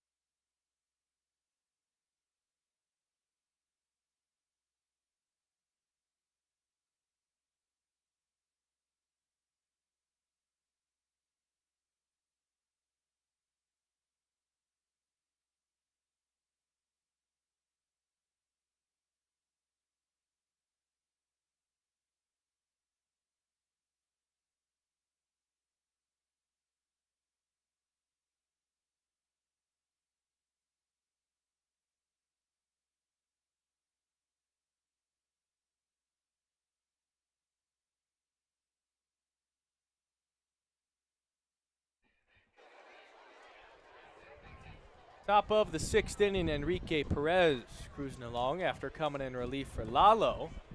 Fastball's called a strike at the base of the zone. First look we've had at Perez this season, the Oregon Tech reliever. And some action in the non-league. Oh, one's called a strike. He was warming up in multiple games in Nanaimo, but they never ultimately went to him. It's always best to make your debut in the friendly confines of Genna.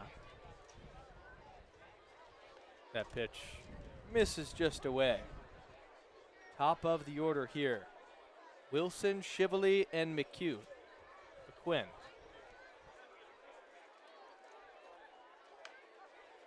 Flashes it foul. With the Elks taking a 5-0 lead into the 6th, Aiden, what's the biggest thing you want to see for the Elks to build momentum into this coming week? Yes, we have the All-Star game. Yes, we have another day off, but the weekend series against Ridgefield is a big one. What do you think is the best thing that we could do to build momentum tonight? I think consistency is just the biggest as Perez misses low. At-bats have been huge over the road trip. What the Elks struggled with the most was striking out. Over the first 4 games, the 3 in Victoria, the 1 in Nanaimo, 62 strikeouts in 4 games as an offense.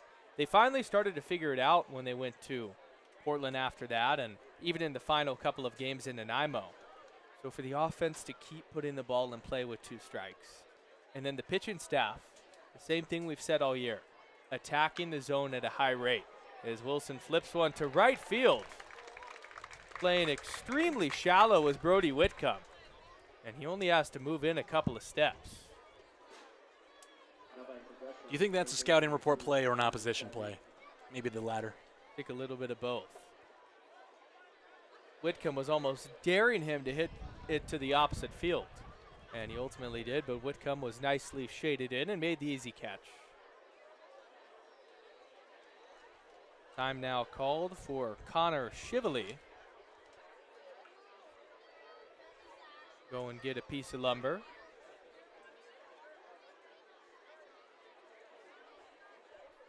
Shively 1 for 2. Take a strike on the outside corner. Perfect night for baseball. Even with it being warm earlier today, you couldn't draw up better weather. 0-1 is a check swing that's called a strike. With that, we'll take a quick look around the West Coast League. There's not many games tonight that fastball misses away.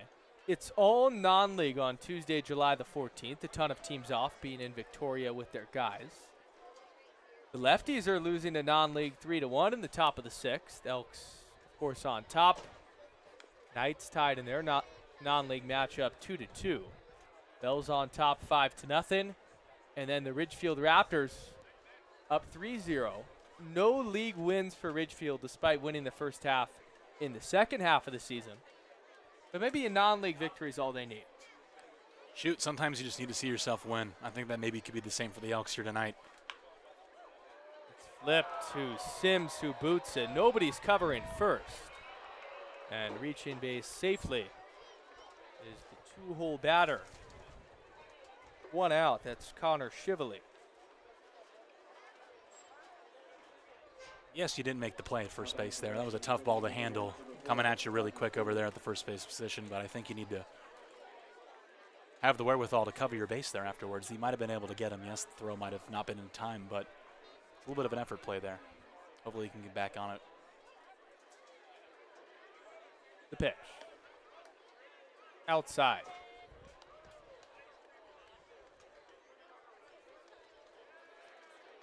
Ground ball would get Enrique Perez out of this inning. We're in the top of the 6th. Elks on top 5-0. And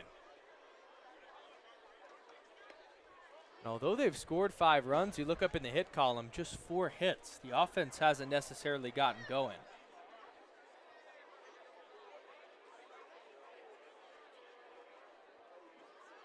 I think the story of tonight's definitely been the pitching.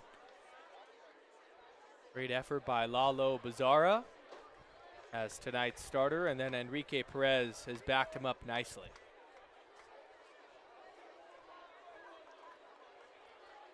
Two and one with 1 out. That curveball almost hits the batter.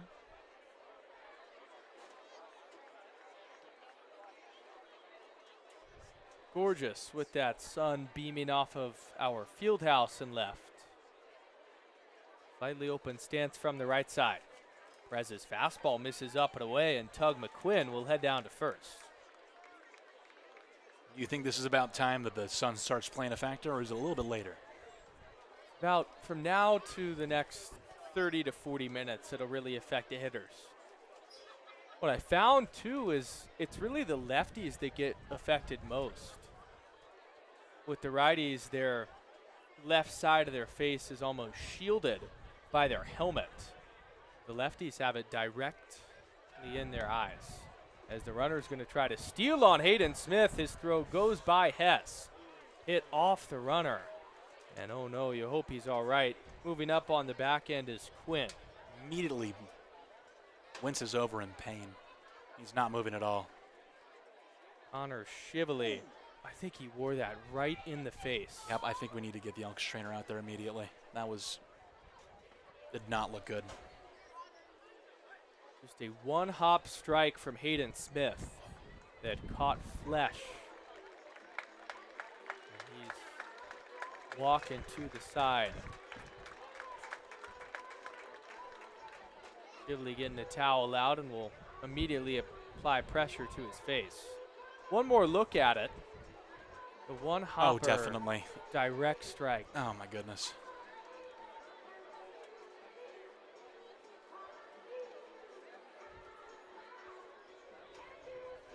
So Connor Shively will exit.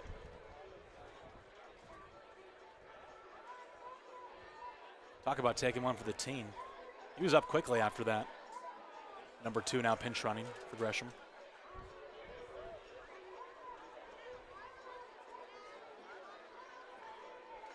Played umpire going over toward the Elks dugout to chat with Johnny Kemp.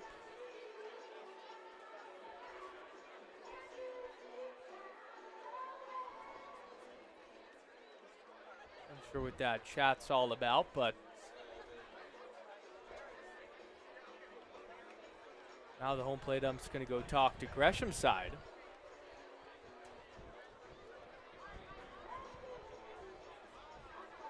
Likely has to do with the pinch runner, but going to talk to the Elks side, maybe it has to do with time limit on this game and how the Elks want to move forward. Honestly, one of my guesses, Dom, is that this could have to do with the lack of players on Gresham's side. And with the 2-hole batter in Connor Shively exiting, they may have a tough time filling the rest of this game with position players. That is a very interesting and unique challenge that these Wild West teams sometimes face. And having such a long season, playing so many games with such a limited amount of players, you need everybody to work really hard. Fastball right by the glove of Enrique Perez. 1 run will score. Getting the wave around third is McQuinn. The throw goes to the cutoff man in Sims. And it's 5-2. The Greywolves get 2 runs back. Speaking about balls hitting players on the head, that was mere inches. Goodness. 88 off the bat, and Enrique Perez with his own self-defense to get out of the way of that. His reaction time is any slower. I have an odd feeling that he's not in this game either.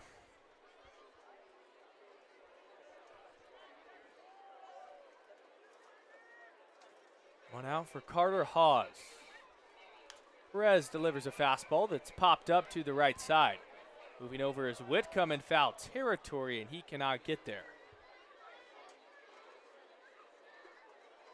One more look. Just by the glove. Perez did notch his head away where if he did catch it, he would have almost not been looking at it.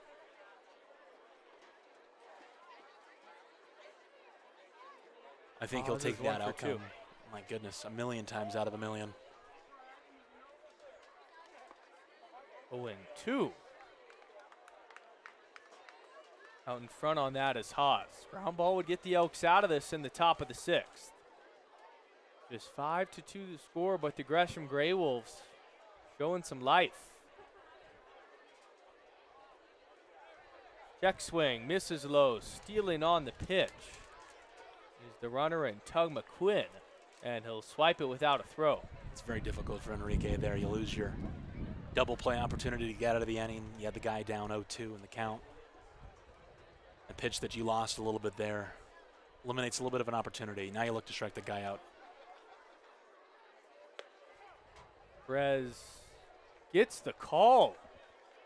Looked like Caden Smith was popping out of the squat on that one. And he still gets the call at the top of the zone for strike number 3. A couple of those earlier today went against the Elks, and one of them helps them out here. 2 outs. They absolutely needed that to limit the damage in this inning. One more look at it. That's tough. West Coast League. Carter Hawes. And Nelson will swing through it.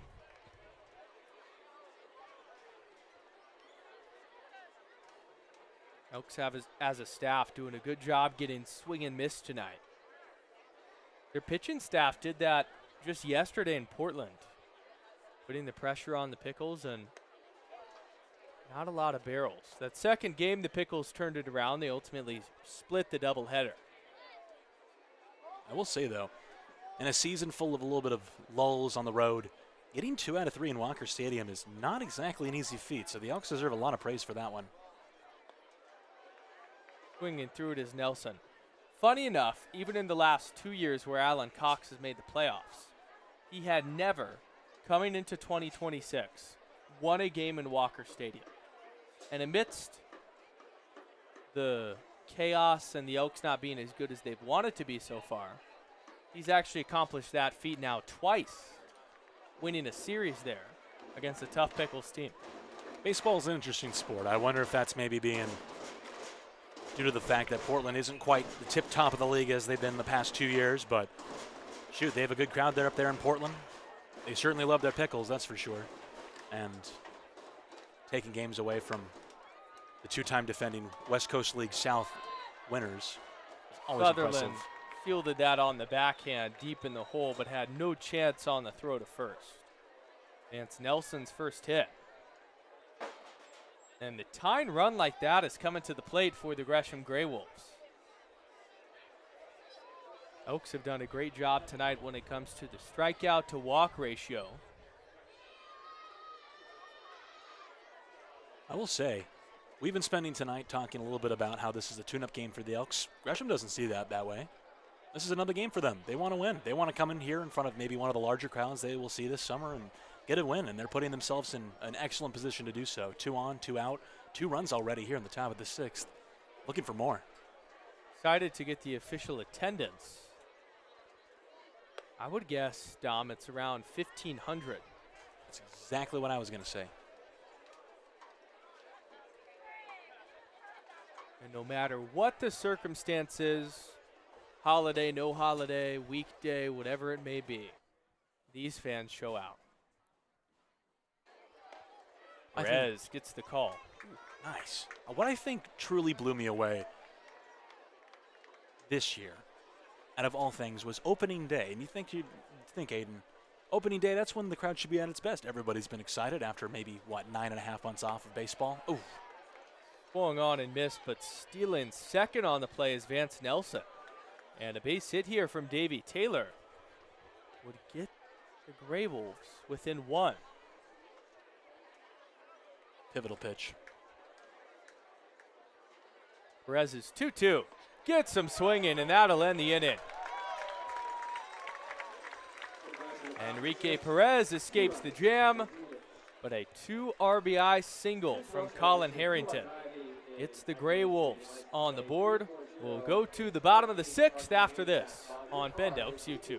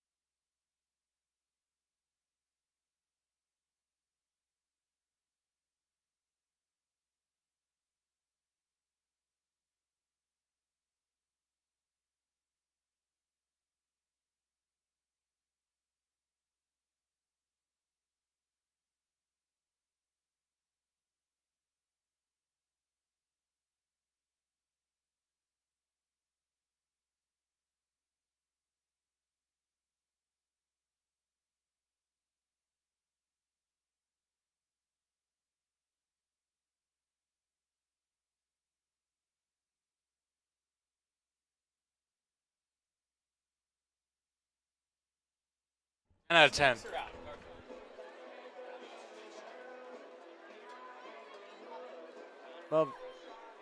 Bottom of the 6th inning, Carter Hess will lead us off here in Genna. 5-2 Elks on top, and on the first pitch, he'll ground one to the shortstop, and Wilson will throw on to first in time. Back to what I was about to go on about in the top of the 6th. The thing that really impressed me most about this Bend Elks crowd was opening night, and you'd think that opening night you would have a great crowd regardless, and we did. Don't get me wrong, but the weather was awful, Aiden. It was raining all day long. and they showed out regardless. We wiped off the stands, and obviously there's very little chance for a rain out here at Vince Genna Stadium with the turf infield.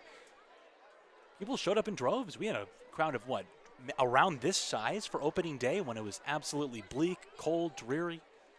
Shout out Bend. My goodness. We were joking with the players that those that just got to Bend got the complete wrong interpretation of what this city's weather has to offer. You come here from all different parts of the country, you step foot in Bend, and the first thing you see, Dom, is these heavy clouds overhead and thunderstorms, and you wouldn't even imagine a day like this with not a cloud in the sky. This is much more of the norm in the summer here. Beautiful. Reason why so many people end up moving here. Bend always growing.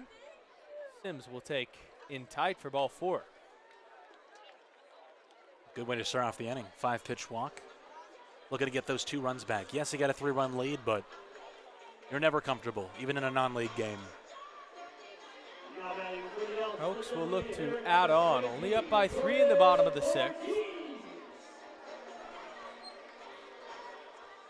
I want to thank you all for joining us tonight on Bend Elks YouTube. If you're an ad-free Elk Streams member, make sure you are watching on the separate members-only stream as Ortiz hits that foul, not the public one. The same live game broadcast, just on a separate YouTube stream with the ads turned off. To watch ad-free, go to the Bend Elks YouTube channel, find tonight's stream labeled Members-Only Ad-Free Stream, and open that one. Not a member yet? Hit the join button on the Bend Elks YouTube channel and choose ad-free Elk Streams to support the broadcast and watch without YouTube ads. This journey's been awesome all season long. Happy to have Dom with me tonight. Aiden O'Neill up here in the broadcast booth, and our producer Pierce Gordon helping improve this stream and having all of you guys along for the journey. Now it's just about the Elks getting things going this weekend, and there's been some good signs tonight as we look forward. I'd like to see some more hits tonight. Yes, the plate discipline has absolutely been there. We've had, I believe, base runners in every single inning, and that's great. That's what you want to see, but I think some West Coast League pitching, especially from Ridgefield, despite them losing players, might be a little bit more top-notch, and you might not be able to rely on the walks as much. Ortiz crushes one deep into left center field. Chasing after it is the center fielder, Vocampin, and he makes a nice play. Speaking of swinging the bat and getting the hits, I think that's the best thing you can ask for that ends up in and out. 101 off the bat. The ball launches 350 feet. The expecting batting average on that swing like that has got to be through the roof, so I would consider that at bat a success. Yeah, you hit a ball 101, you feel good about it. Brody Whitcomb will take away. With the Home Run Derby in the West Coast League being tonight, it sets the stage for the All-Star Game tomorrow night. You can find it on MLB.com. And the Elks, a couple of their very own All-Stars. One in Dimitri Sisidko, who all year long has been at the top of the league in batting average. You see Wynn Gurney's support in the comments there. And then Troy Sanders, a late addition to the squad. In our eyes, he should have been there to begin with. Tied for second in the West Coast League in homers with 7. And his plate appearances about half as the rest. Those two featured in the game just tomorrow night, MLB.com. The West Coast League makes it a big deal. Very excited to see that. I mean, Sanders, I believe he has 2 multi-home run games this year, both at home. Gosh, I mean, how exciting for him. Late addition. I'm assuming they're already on their way up, aren't they? Yeah, Troy got there, I believe, at some point today. It's a long journey. He left from Portland with him being a late addition, had to take a bus up with a lot of the rest of the players. As Whitcomb serves one into shallow left center for a base hit. Sims will move up to second and keep the line moving. So Sanders should begin settled in now, and then Dimitri Sisidko with our last trip being on Vancouver Island, playing Victoria and Nanaimo. He ultimately ended up just staying there. So Sisidko wasn't with the team in Portland, gearing up for the game tomorrow night, and it's been a great season for those two boys. I think there could have been even more Elks, but we'll absolutely take a couple. No, definitely, absolutely. Very happy for Dimitri, and him staying there. I actually didn't know that he didn't travel back down to Portland for the 2-game doubleheader on Monday. Him staying in Victoria, maybe that gives him a little bit of unique advantage going to the All-Star game. I'm really looking forward to see how well he represents Bend. Little bit of a leg up for sure as that fastball misses up. Speaking of which, is he still, Dimitri, in the league for the batting title? Or is he not qualified anymore? I don't think he's qualified. Struggling with the qualified side because you have to reach X amount of plate appearances. And Dimitri Sisitko likely not staying this entire summer. A lot of these college kids go back home before their school season. So it might be a pipe dream for him to win the award in 2026. Kai Molt with the Portland Pickles has taken over that top spot, was the West Coast League Player of the Week this last week. A fun narrative that's been. Back-to-back years of Elks versus Pickles players battling for the West Coast League batting title. Tough pop-up in the Bermuda Triangle. It falls. Here comes Sims. Whitcomb behind him. He scores on the defensive blunder. An injured player in shallow right center. But the Elks now lead it 7-2, and we hold our breath that everything is okay.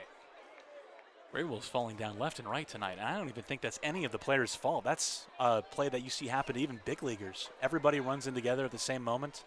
You collide, and you just really, really hope that no one got hit in the head. The replay now. Does pop up and slowly walks off the field. With the lack of bodies, too, for the Gresham Greywolves, they cannot afford to lose anybody else.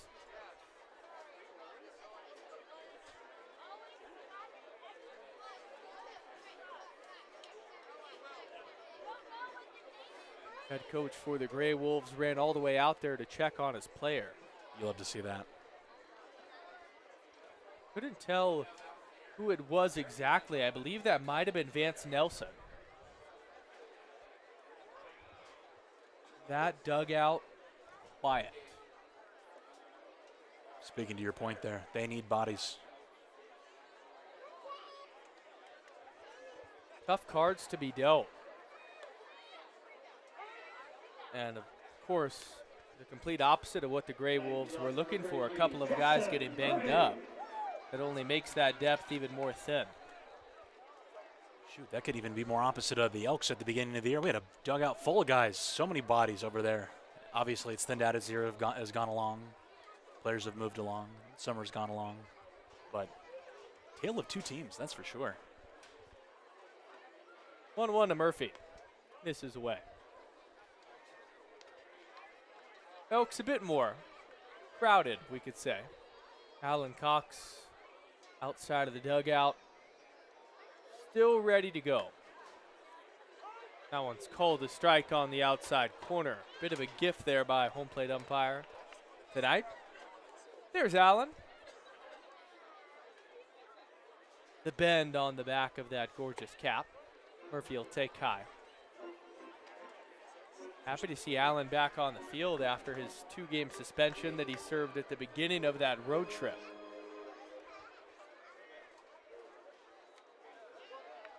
It's ball 4 to Murphy. Moving up to third, Hayden Smith. And now I think there's a chance that Colin Harrington comes out of this game. Could also just be a mound visit. Head coach for the Greywolves tells everybody else to stay back as he goes and has a chat.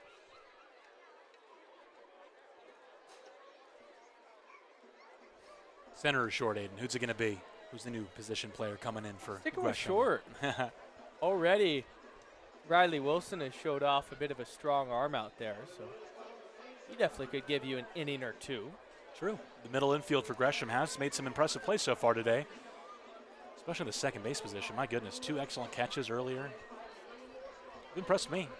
Gresham has come to play tonight. Yes, it's a 7-2 scoreline, but they've shown some fight, putting up nearly as many hits as the Elks, and I don't think Ben can take the rest of this game lightly. Another run or two here in the bottom of the 6th would definitely make it more comfortable.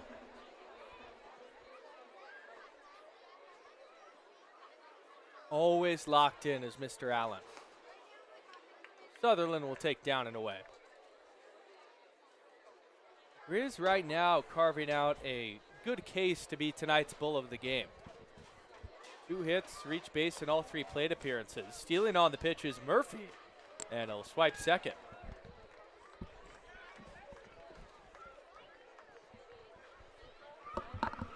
Just a great jump from Murph, was all over. Pitch coming out of the hand of Harrington as Sutherland fouls it away. Sutherland just a competitor, so good with the glove, but the story tonight has been his bat. And this right here, if you're looking for why should I be player of the game, prove to others a base hit here would do the trick. Sutherland takes high. It's definitely what you're looking for as a ball player. Hitting a situation to really break the game open, a backbreaker. He's fighting, looking for it. 3-1 hitters count, pops foul. And out of play. There's something that has to be said for being a proven winner if you're Sutherland. Winning a state championship at Summit and building off of a really good program. Sutherland, that type of guy that will likely take the mentality into wherever he goes in the next level. This time, though, late on the fastball from Colin Harrington. The Elks have only out-hit the Greywolves by 1, but they still lead by 5. And the swing of that inning was a collision by the second baseman, center fielder, and right fielder. Hayden Smith dunked one in, couple of runs scored. It's 7-2 Elks to the 7th.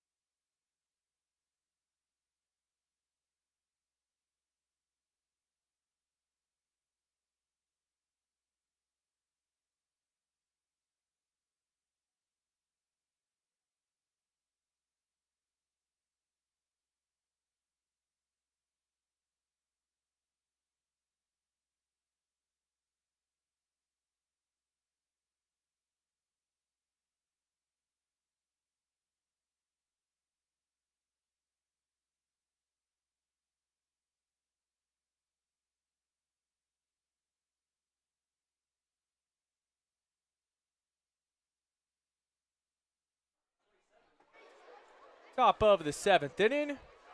Johnny Kemp and Alan Cox chatting it up. Nate Snakenborg in the frame too. You know, Alan always jokes with us, Dom, that you got to be careful when you put the camera on me. I don't want to say anything wrong. He's done a good job so far. Props to Alan. He's definitely a lead by example guy and an actor too. He's been excellent for our social media presence this year. He's just been absolutely killing it. It is impossible to not like Alan Cox, a one-of-a-kind human being. And I will say, on the surface,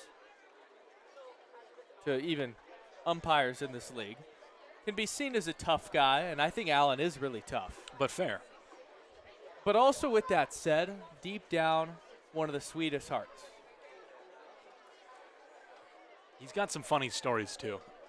After games when we're all sitting around, debriefing, talking about the game and life, there's been very few people to make me laugh as hard as Alan has. He is just an absolute riot. I think he just enjoys being out here. That's what you want as a coach at this level of baseball, is a guy that's going to go out there, care, lead, by example, of course, and Alan does that. He's very fiery. I think he's the perfect coach of the Bend Elks, and I'm glad he stuck him around for as long as he has. A next level of compete and everything you want in the coach. 3-1. Down and in tight, ball 4.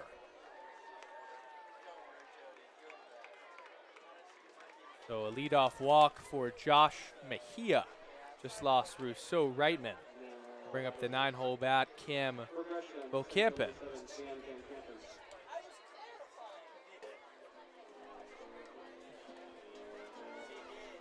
Josh Mejia, Aiden Smith having a chat on the mound. Who's this catching? Wes Harper. Thank you.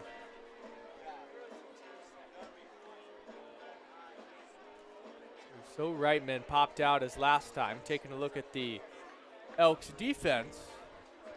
No changes so far. Murphy, Pupo, Whitcomb, Hess, Sutherland, Main Warren, Sims, and Smith.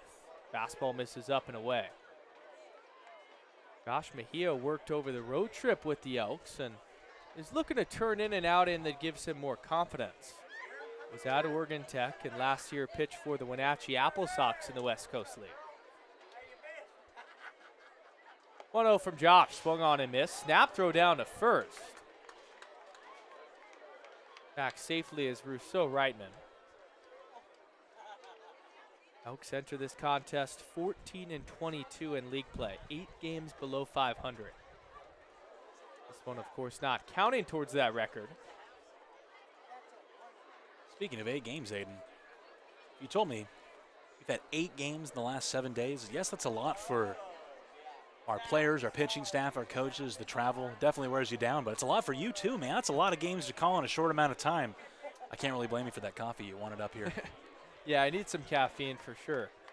It's been a good journey. You know, Elks, of course, only winning 2 games on the road, which made it tough, but ultimately they still have shown so much fight, and it makes you optimistic for the rest of this season.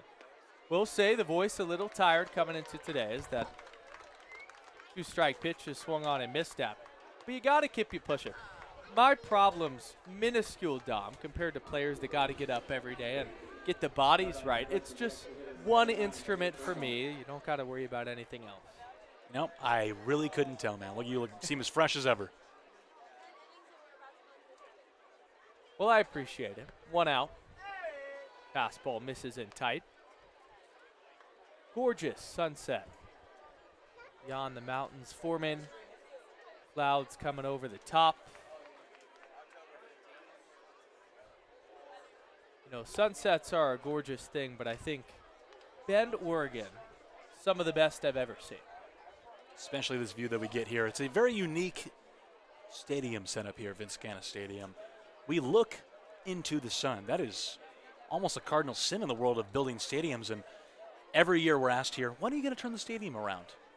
Not sure that it would be a very doable project for the Herco family, but you know what? Every once in a while we get to reap the benefits of such a unique stadium design. Look at the sunset out there. It's just absolutely gorgeous tonight. Sometimes the broadcast doesn't do it justice, but man, picturesque, beautiful night here in July. Josh Mejia is struggling with finding the zone and loses the 9-hole bat on 4 pitches, bringing up the top of the order with Riley Wilson. Josh Mejia entering this outing had an ERA over 15. And what's made it bumpy is getting behind in counts like he has here. Aiden Smith will go and chat with him. We're in the 7th inning. Greywolves looking for some late fight. Despite letting 2 runners on, all you really need to make this inning a success is just 1 pitch, 1 ground ball up the middle, and let your defense do the work.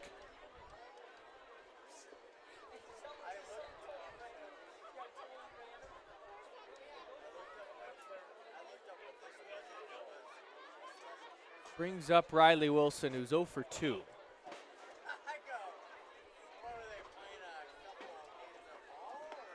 Fastball misses well high, and Smith has to corral it before it goes to the backstop. These fans have stuck around, Dom. I've noticed by being here in Bend, 2nd year, people in this town go to bed pretty early. The population much older on average than you and myself. That's putting it lightly, my friend. I will say, though, sometimes having an older population can help fill up the stands.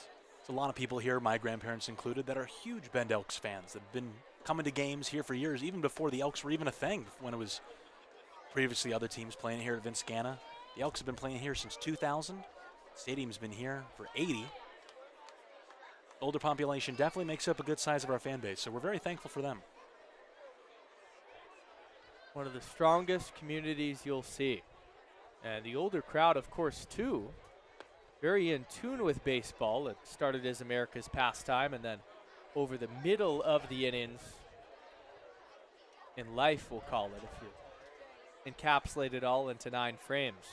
That middle portion, baseball started to lose some steam, but now picking right back up where it left off, and baseball's in one of the best spots it's been in the last 25 years. Oh, most definitely.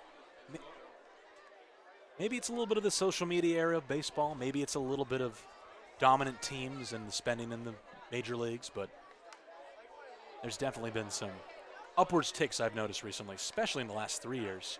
I just hope that the sanctioning body of MLB can keep up this momentum. It is a huge gift that they've been given, and I think maybe some changes need to be made one way or another towards the sport, but I think the game has been trending into a positive direction, maybe even more so than I would have noticed in past years. Mejia loads the bases there, walks Riley Wilson. One thing that I really noticed, and I think, and I must admit, I was a stark opponent of the pitch clock in baseball. I thought the speeding up of the game could be detrimental, but clearly, it has been an absolute positive. Yes, it's not been just pros, but it makes the game more concise. It makes the game easier to view. It definitely makes it, I guess, more fun to watch, too. Maybe that's a little bit brazen to say, because I've loved baseball even in its slow state, but I've very much been impressed by the pitch clock at every level. No doubt. I think you obviously have the repercussions that comes with the rule change, with a lot more arm injuries in the sport. I think that's a real thing, but from a basic viewership standpoint, it speeds everything up. Checking his swing is Connor Shively. Our base umpire says he went around. Definitely. I think it makes being a 162 fan, watching every game in a year, much more doable. I don't know by that replay if he went around. That might have been a tough break for Connor Shively. Foul that one straight back. Yes, it's 7-2 Elks, but this is a big spot in this game. If the Elks can get out of this frame, keep this lead intact, you feel good about the bullpen moving forward. Just a base hit for the Greywolves would change the entire complexion. Mejia fires in a breaking ball that misses low.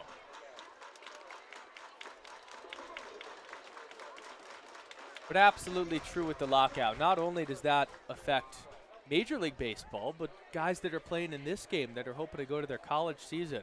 There is a absolute trickle-down effect that will happen if so. Full count now.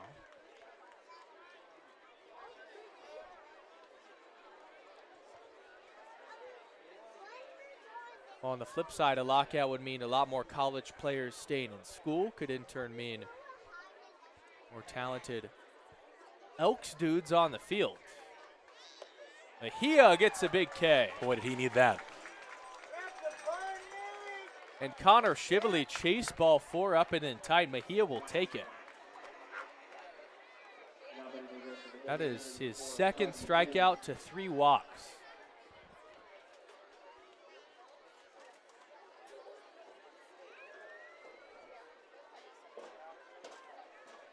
Doug McQuinn with 2 outs steps in. Take a fastball that misses high.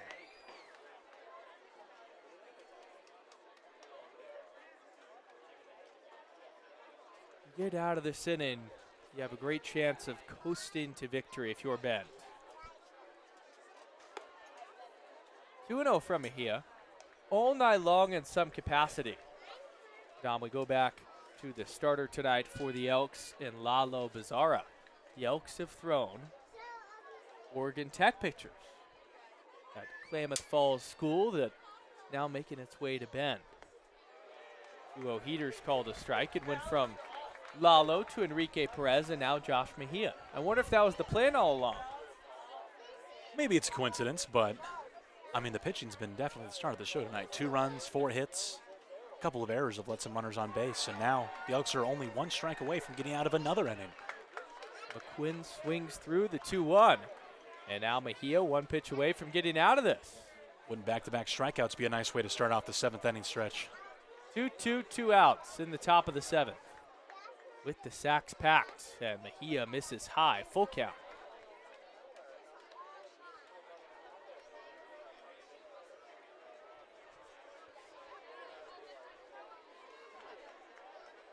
Mejia hasn't given up a hit this inning.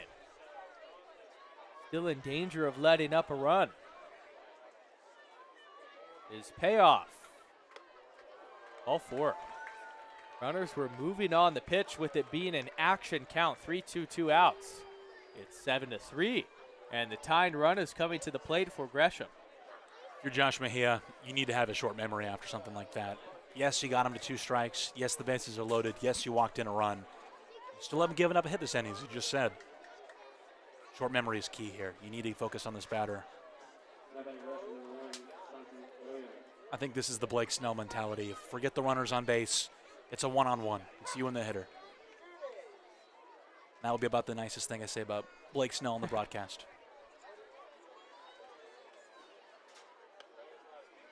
Changeup gets the call on the inner third. Batter wearing number 1 on Gresham's side. He had 35 pitches in this 7th. This is up.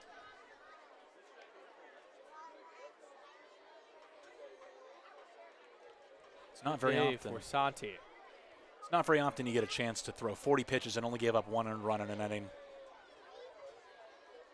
I think Mejia would take it right here if he has the opportunity. Looking to escape as the 1-1 misses up and away. 2-1.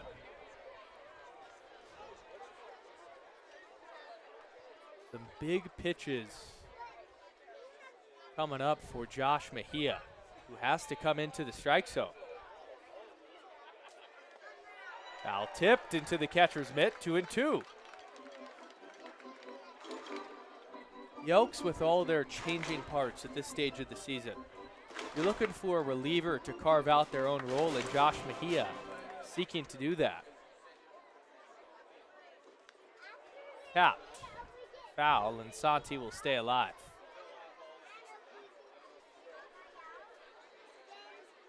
The way the color is reflecting upon the field right now in the grandstands. A pink fluorescent color with this sunset and heavy clouds beginning overhead. 2-2 changeup, got him looking. A perfect changeup from Josh Mejia, who walks off with a mere shake of the head. But he'll take it, keeping this lead intact. Stretch time at Genna. Sing along as we head to the break. Take a look at the preferred seating grandstands where the Summit Express Jazz Band is here. It's the middle of the 7th inning. Go ahead and stand up and stretch your legs, and they are going to lead us in Take Me Out to the Ball Game.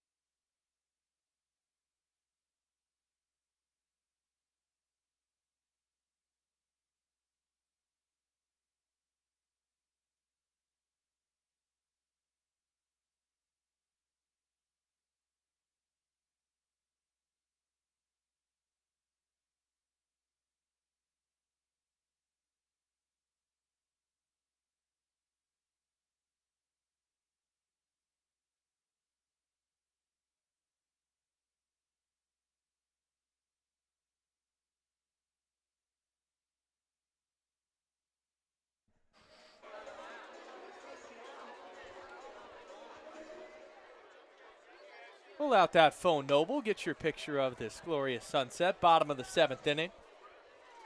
Beautiful. And this was a night where there weren't many clouds overhead about an hour ago, matriculating into something that's special.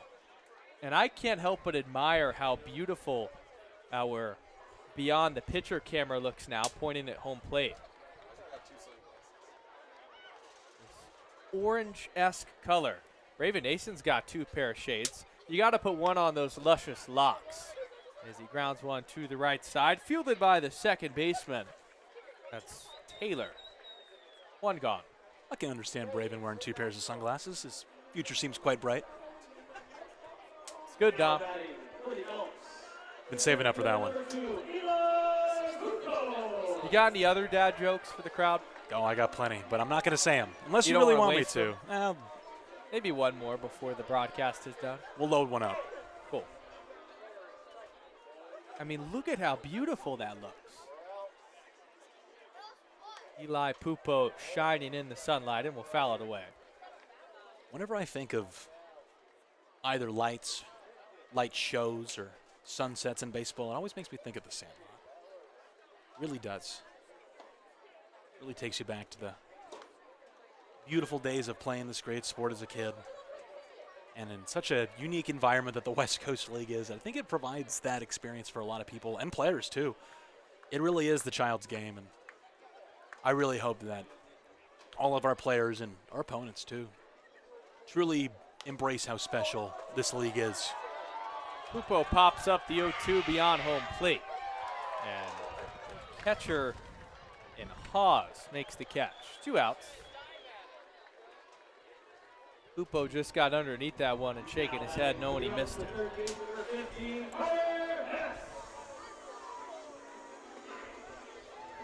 How do you like Carson's Hess? Like the snakes are coming to the dish. I think I'm getting some tips, to be honest with you. Some new ideas, creative mind over here. Definitely. Like you get in a rut doing the same thing day in and day out. I think I've called maybe over 100 games for the Elks now, and you get in a system of doing the same thing day in and day out, and oh my goodness, what is happening in the dugout right now? What is that on Brody Whitcomb's bat? It's some sort of sticker. I think it's now off his back. He caught on quick. Or Will Cahill did, being a good friend. He's a better man than me. I would have left that on him. Oh, hand on the shoulder. Are we doing something again? Nope. Passing it around. Now Josh Jackson gets his turn. How can you not love an interleague non? I'm hoping this sticker is safe for work.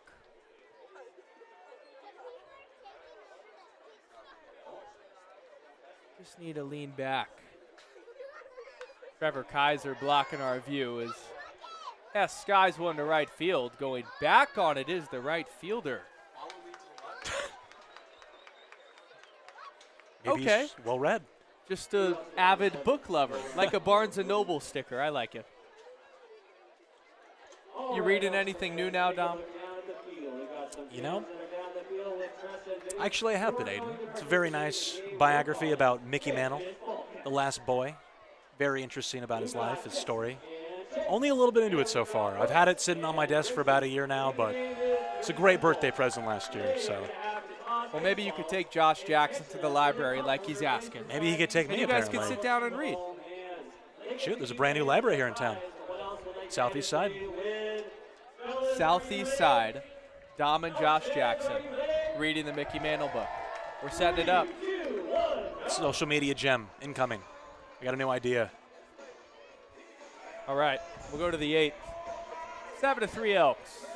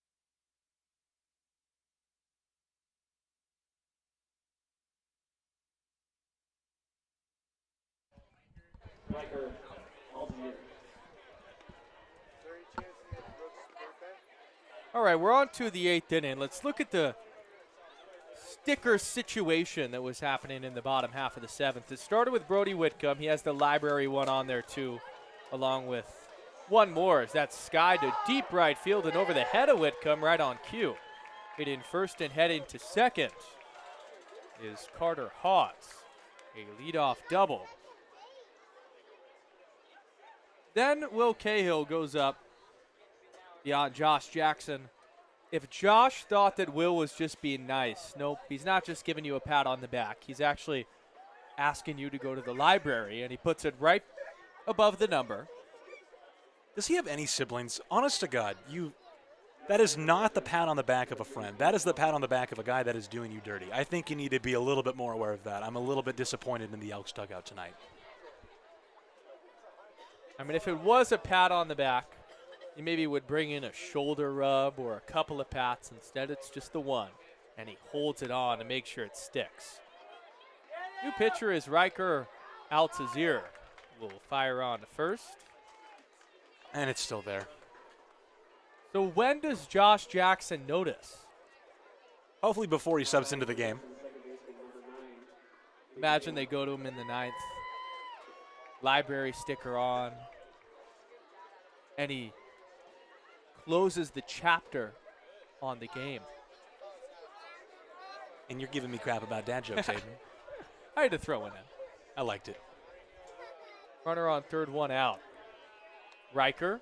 You know where Riker goes? Is that curveball's called a strike? Guess. It's Oregon Tech. Fitting. On a fabulous night. I mean, this sunset is turning into one of the best of the year. That fastball misses away.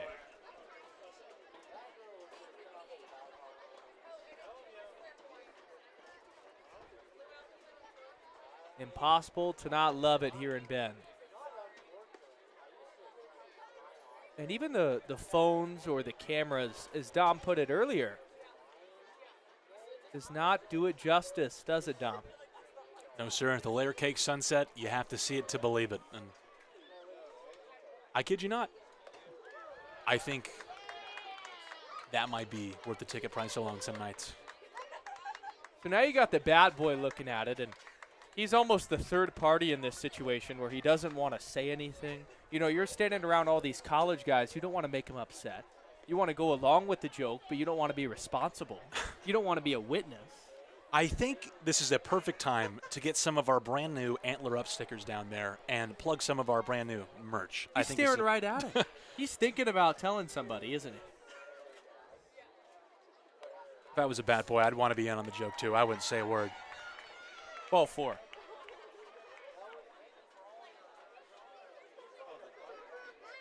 I don't think Josh Jackson's going to notice tonight, Dom.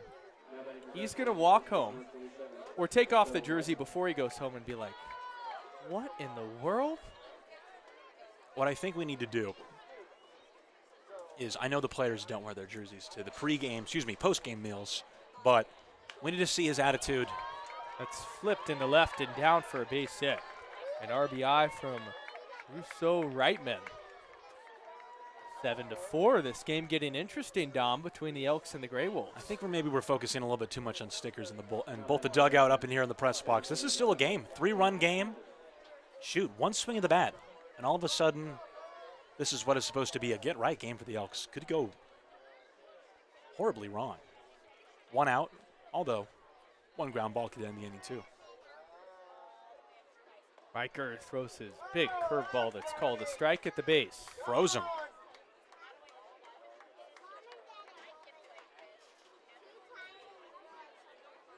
The 9-hole batter this is in Cam Vocampin. Take a breaking ball low. This represents the tying run of this game. A lot of these fans still sticking around.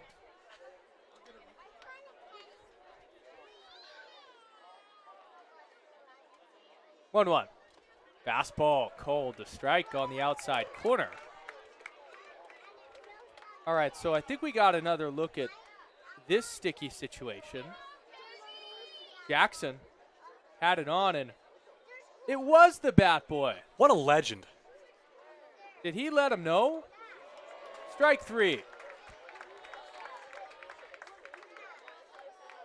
And then he got a souvenir now on the helmet. Perfect. Right on the front of it. So if I were to guess how that situation went, Dom, it was the kid. He's pondering it for 2 minutes thinking, do I tell Josh? He then does tell Josh. And then Josh Mejia comes in and takes it off of his back. And he's like, you know what? Because you told me about the sticker, you get to wear it now on your helmet like you're a football player. You know how they get those rewards, Ohio State? Exactly. They have all the stickers. That's this kid with this sticker. Instead, on the way to the library, Jackson made sure to rub it in nice and good, too. I think a good deed deserves to be rewarded. I think we need to find out who the Elks bat kid is tonight. 0-1. Curveball gets the call. And Riker is just throwing off speeds to death, and it's doing the trick against this offense. Luke Whiteman is our bat kid tonight. And shout out Luke. A lot of screen time and a fun time. That's called strike 3. Riker does his thing out of the bullpen with a couple of strikeouts. And Luke and Josh here in a moment. You got to keep the sticker on now. Don't take it off. Bottom 8 when we come back.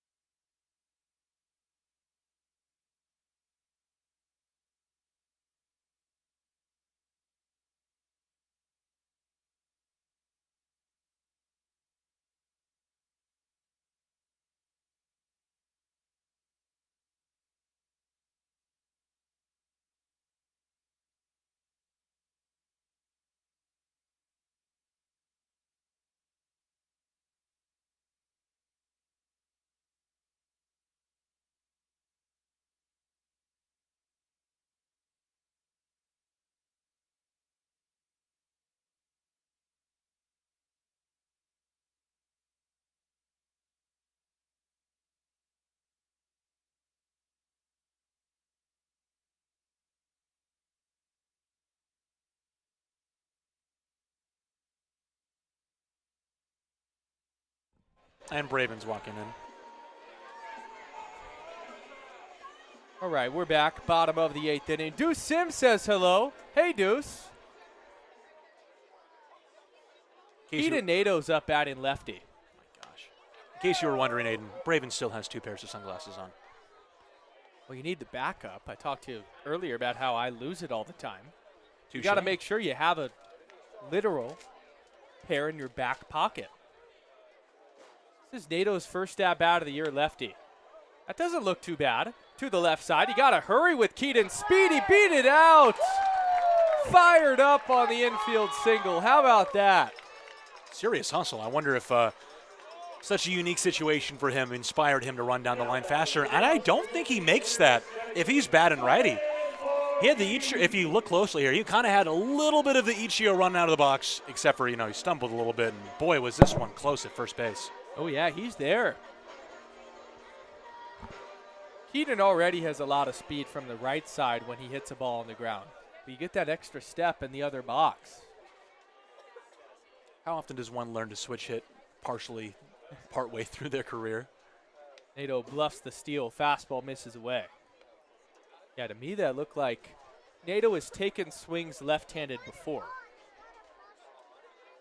Maybe not all the time in the game, but looked relatively comfortable. I mean, shoot, if that's the one thing that'll put you over the top is being a switch hitter, there's no time like the present to learn. Ortiz pops one up, foul and out of play. J.O. in the lineup tonight looking to get going. This sunset's still good and turning into a blood orange type of color amidst a lot of dark gray in left center field.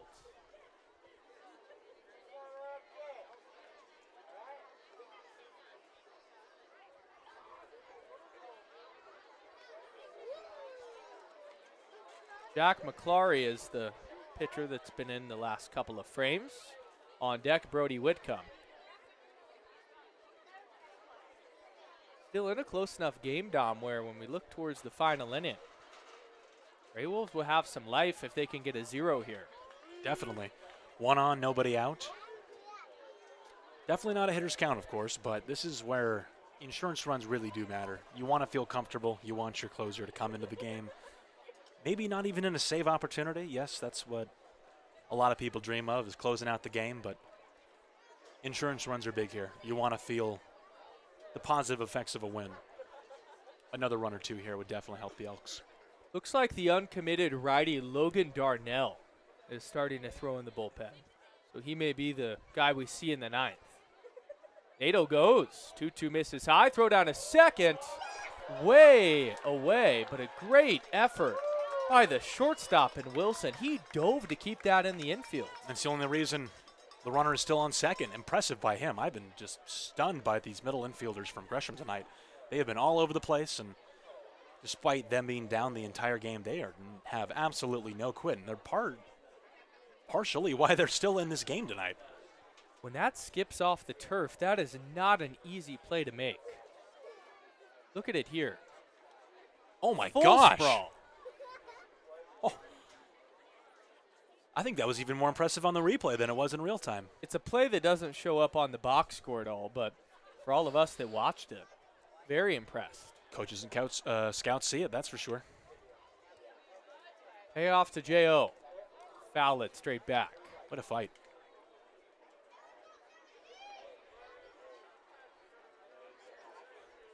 Ortiz still looking for that first hit.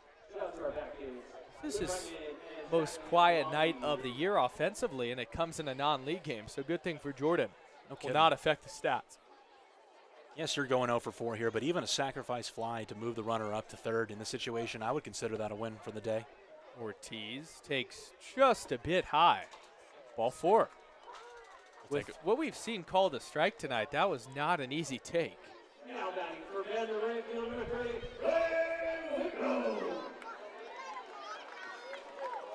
By a hair and missed up. Oz tried to bring it back down, but just above the belt.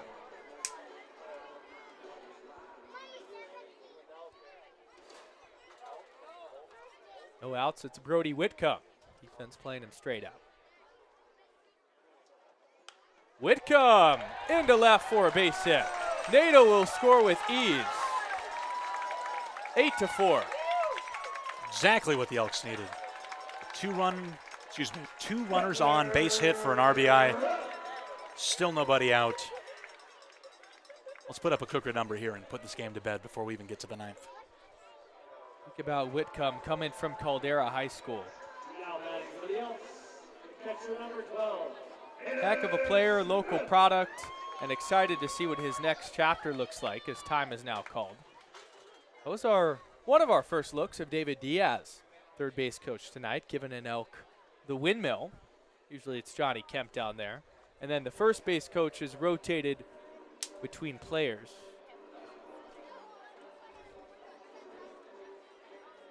After tonight's game, the Elks 2 days off, Wednesday and Thursday, and then we're back at it on Friday. It's 2 days, Dom, for these guys to reset, recalibrate the motor, and then it's go time on Friday night against the Ridgefield Raptors team that, yes, they've lost 9 straight in the second half, but that's still a playoff team. No kidding. I'm very curious, Aiden, about the sleeping patterns of the Elks players. Yes, you're on the road for so much time, and it's probably difficult to get a consistent sleep in, and there's been so many studies over the past 20 years about just how important sleep is for an athlete at any age, let alone an athlete in their late teens, early 20s. Do you think that we, as an organization, get enough sleep? I'm very curious. I like that, but I know I don't. And the players in general, as Smith swings through that, you're right, you're on the road a lot, and even if it is sleep, how much of it is consistent in REM, making sure you have your maximum efficiency with your body. Maybe at this point of the year, the best teams are not the ones that have the most talent. Maybe it's the best teams are the ones that prioritize rest the most? Things you think about. Would be intrigued. The West Coast League sleep study. Shoot, we have stats for everything nowadays.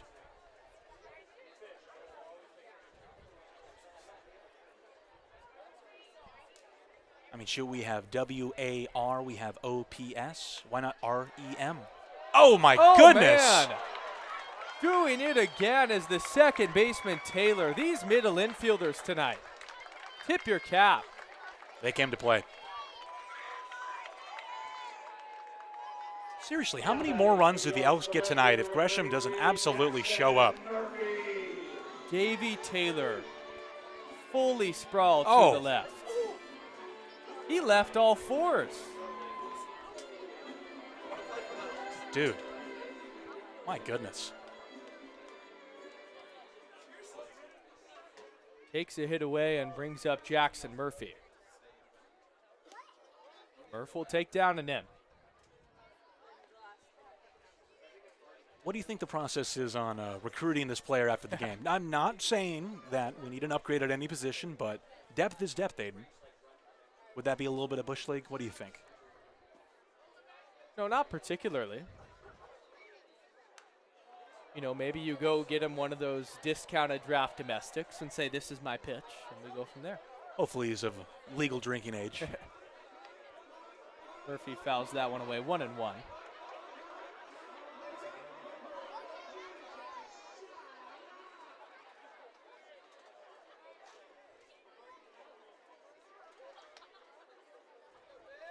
Still a lot of fans sticking around past 9 p.m. I feel like this is different tonight. Is there a holiday that I'm missing?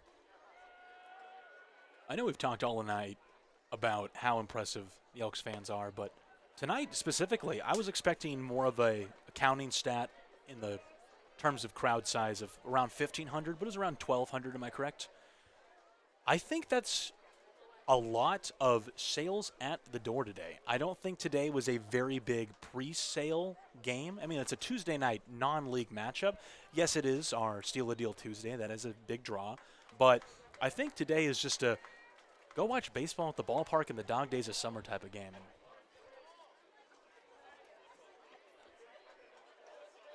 It definitely seems like a family night. Hitters count to Murphy. He'll crush one. Deep to right field. Giving chases the right fielder. It's going to one-hop the wall. It went over it. Should have been a ground rule double, but I don't think they called it as such. 2 runs are in. Murphy puts on the brakes as he rounds third. It goes down as a 2 RBI triple, but if the umps get this right, Dom, that is a ground rule double. Saw it all the way. I think that has to be the hardest contact of any hit from the Elks players tonight. Murphy absolutely crushes that ball. 96 off the bat, gets everything of it just ever so slightly behind it. That was his pitch, low in the zone. He saw it, he drove it, and this game is now 10-4. That's exactly what the Elks needed to go into the 9th, and there's a chance for even more here. Jackson did what we needed. Simple as that. Good barrel, and he's been turning this season around. With hits just like that. Elks dugout, business casual. And there it is. They wanted Murphy to go home, you best believe. But he ultimately put on the brakes. The Elks now with double digits in runs if this stands. But I'm telling you, if we somehow had an angle from beyond home plate, that one hop the warning track and hit off the Bend Elks baseball banner, which is beyond the fence. One of the deepest right centers in the West Coast League. That's a heck of a hit. That's what Gresham's head coach is arguing, is that this should just be 2 backs. If it doesn't get overturned, and let's say it wasn't a ground rule double, which it very clearly was, you are correct. If he goes home there, would that have been our first Little League home run at home this season? I don't think I can remember another one. We've had quite a few big blasts for traditional home runs, but would that have been our first inside the Parker this year here at Vince Genna? Good question. My gut feels like maybe there was one, but I can't recall. As it looks like they're going to keep Jackson Murphy at third. Still chatting as the Gresham coach. And if you guys could take a look here, this is going to bounce, I believe, near the Coors Light sign. Okay, you see the ball in the air just to the right of it. It bounces up on the warning track right there, and it goes over the wall. Oh, no doubt, no doubt. Aiden, you caught that instantly. I didn't see that. That is clear as day. Thank you for the zoom in, Pierce. That was exactly what we needed to see there, but the Elks catch a break. Murphy will take it. It shows up as a triple in his stats for the night.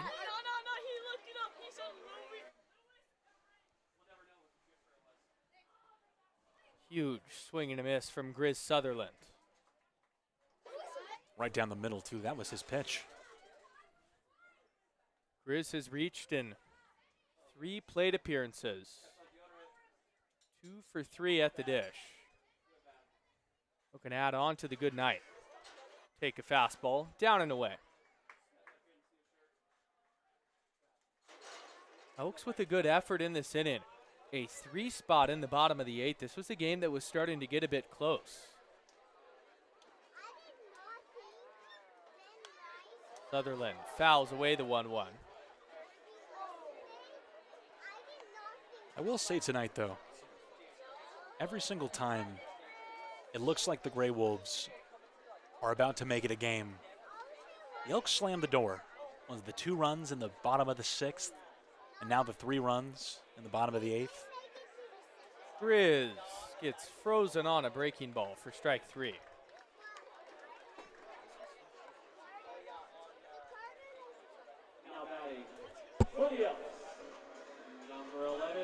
And that'll bring up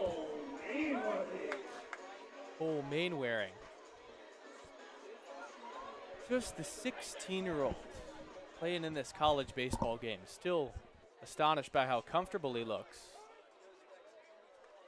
I know no hits yet, but the walk, the stolen base, the hit by pitch, and in the box, very calm. Not doing too much with his feet or hands as that runs up and in. Murphy's going to try and score. Play at the plate. They got him on the tag. It's a very unfortunate time to have a brick backstop here at Genna Stadium. A perfect ricochet back to the catcher and Hawes. Murphy being aggressive. If that didn't go right back to him, I think Murph has a good chance at scoring.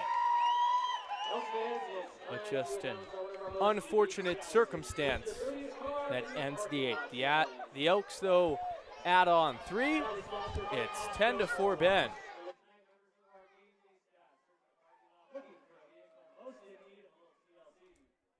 I think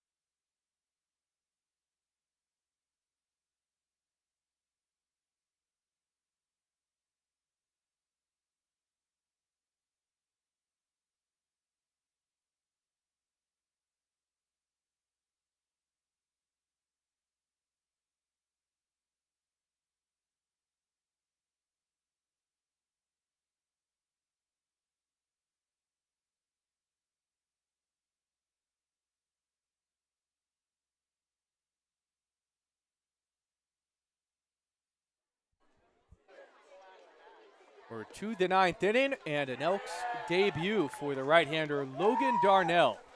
Elks lead at 10-4. Aiden O'Neill, Dom Husin up here in the broadcast booth. One final frame for you all. Thanks for joining us on a Tuesday night on Bend Elks YouTube.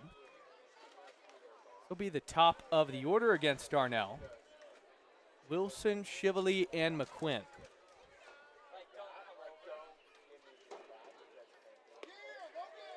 Fastball at 85 misses down and away.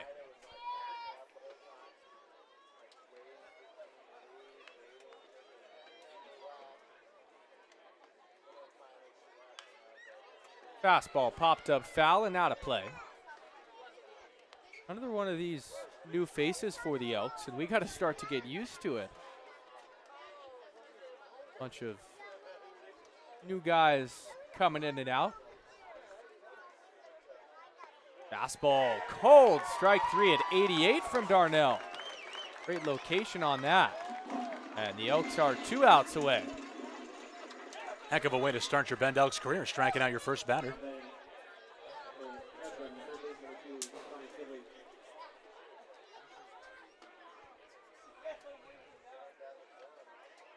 Brings up the left-handed bat, and Shively will pop up the changeup.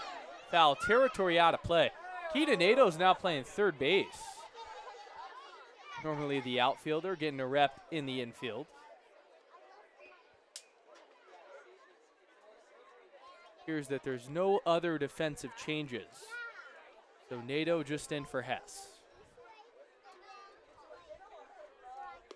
Darnell misses low. And a look at the defense now. Same as we saw. Actually, Carter Hess is over there at first. So he moves to the same corner infield spot, just on the other side. Fastball's called the strike. This is good work so far from Darnell, pounding the zone. Shoot, that's exactly what the Elks need going into this final stretch of the year, is people that can put the ball in the zone. Changeup misses down. Darnell from Mississippi Valley State, and was an absolute workhorse for them in 2026. 55 innings pitched. 29 Ks to 15 walks, and he's got 2 Ks now. Pump in the zone, and a warm welcome to Genna for Logan Darnell, showing these fans he means business. The fans love him. I got a loud pop there. Back-to-back strikeouts. Shoot, one more and we got a win here tonight. One final chance. The 3-hole batter for the Greywolves. That pitch is swung on and missed at.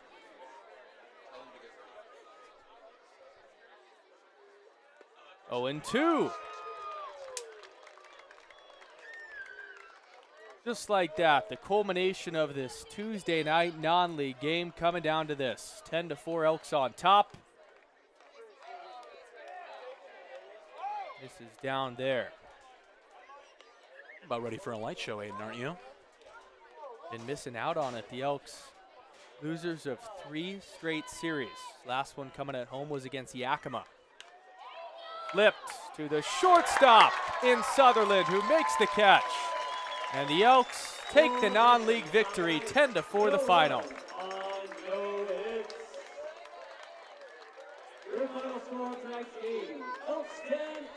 A great effort with some timely hitting. The 3 runs in the 8th ended up being much needed insurance that paid a big dividend. And our light show back at home. Boy, is it nice to see those lights going again. It's always a good feeling, especially for those players out there in the high five circle. I'm so glad that we can do something like that this year with that new show. It's amazing. Big win. And it's one that you just hope, even if it's a little bit of momentum, you can roll into Friday. 2 days off now on Wednesday and Thursday, and you love that idea. But work still to do in the West Coast League South.